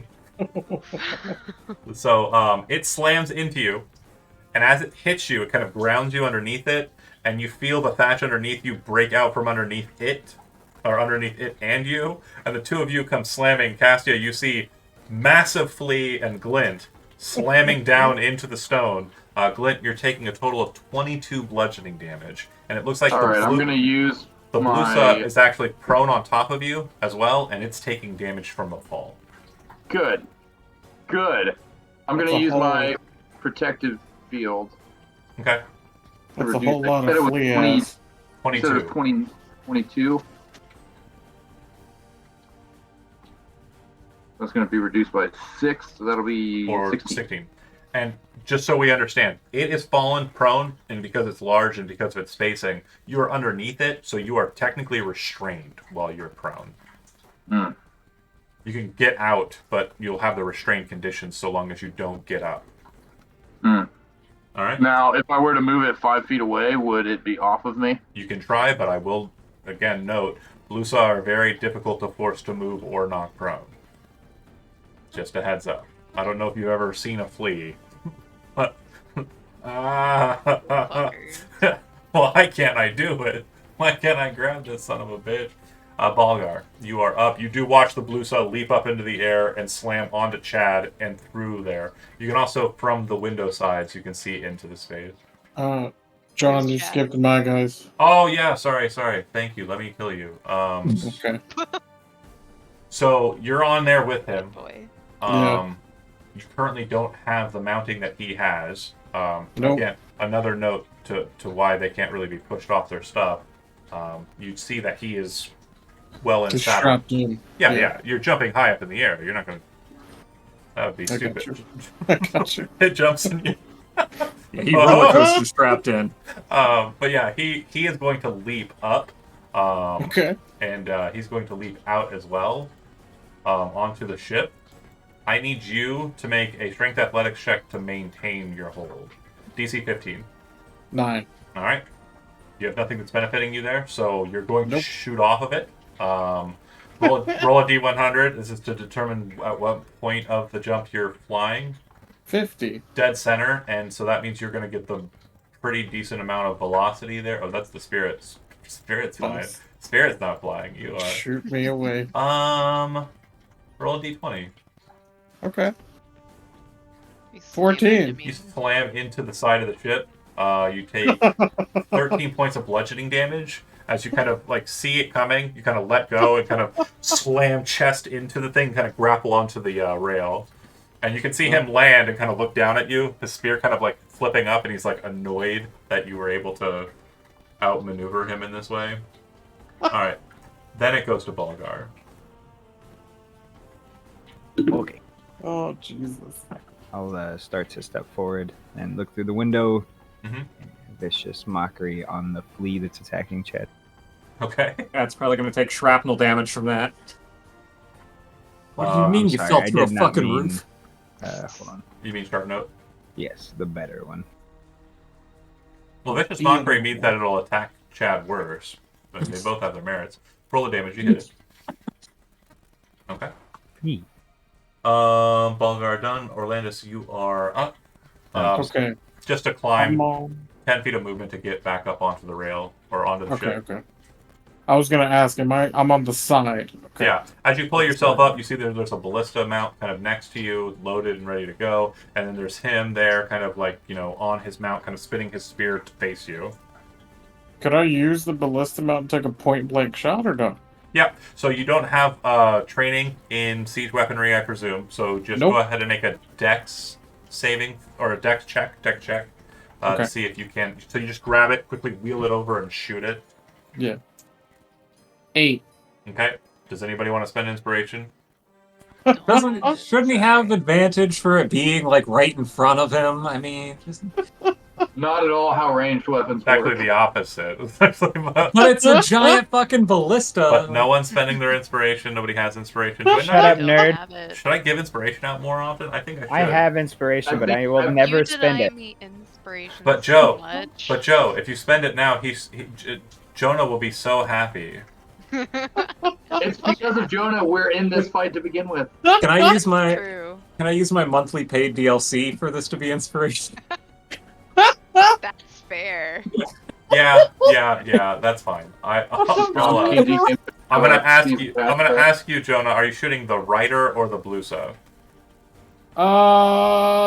Damn, what a I'll go for the sellout. rider. I'll go for the rider. You're going Oh, for the yeah. Rider or the Blusa? The rider. Are you going for the Rider or the Blusa? The The blue Blusa. saw. Alright. The blue saw. Big ass target. It hits. Yeah, and it shoots it, and it knocks it back 20 feet over the edge with the rider, who flies off with the corpse of the thing as the two go. Well, see, it wasn't that cool. Sick move. Great. I mean, Now what you do is you run over to the other one and you shoot him with it. I feel kind of poorish because I did it for money, but But This is a new reality. You have to accept it. I have to Hey, accept man. it. We live in late capitalism. You gotta do Yep, what you gotta do. do what you Only gotta do. GMs. I'll run. They have a site called Start Playing that's very similar to what you just described. Yeah, Jesus I thought about doing paid stuff there, but I just Oh don't yeah, have time. people will pay you hourly to Yeah, be their yeah. dungeon master. It's pretty I- crazy. I won't. Oh. No, I'll love run you. this. I don't expect you to. I'll Astrogoth. run over to this ballista and get ready. Okay, Astrogoth, you are up. You definitely see the events of the boat happen. Yeah, the only thing that's still alive is the Blusa inside. And I'll be honest, after the fall, it's and the shot from the sharp note, it's pretty rough. Yeah, I'm thinking I probably want to let the spirit tickle it, if anything. Okay. Well, let's see if it can get there. Yep. I mean, if it's ghostly, can't it just move through the wall? Yeah, I can just move through the wall. It's not about that. It's about range. I was just making sure it was less than 40. Yeah, on my turn, I'm not going to really do anything. I'm just going to keep playing music, I guess, and then I'll pass my turn and have the spirit attack, which it has Deathly Touch. Yeah. Nice. Ooh, I don't care what the damage is. It's getting it. It's got 4 left. There's no way it can't do less than 4. Actually, click it. Let's see if it can do less than 4. Click on the word. How do I clicked on the actual name Deathly Touch. Yeah. Do you want to click on the word attack next to the 20/13? Yeah. That'll be clickable, I think. Oh, You're doesn't clickable. seem to be. The word attack inside of the box. Yeah. On the. No, it's not chat, working for me. in the chat. There it goes. Yeah, So yeah, that's enough to kill it. Because the spell unless there's level is latency. specified. Sorry. No, it doesn't seem to have. Yeah, if you clicked it, it didn't do it. But yeah, it kills the Blusa with negative energy, and in the immediate aftermath, everybody kind of takes a kind of gasp as Glint kind of pushes the massive flea carcass off of him, Balgar, you look off in the distance and can see that Albrecht is putting down the rider. Woo! And that's where we'll end the session for tonight. There Oh, it there we finally go. went. Yeah, I must have been lagging. Jeez. We we will do did it! the aftermath of the crash next session. Thanks for watching those that did, and we'll see you then. Bye. Bye.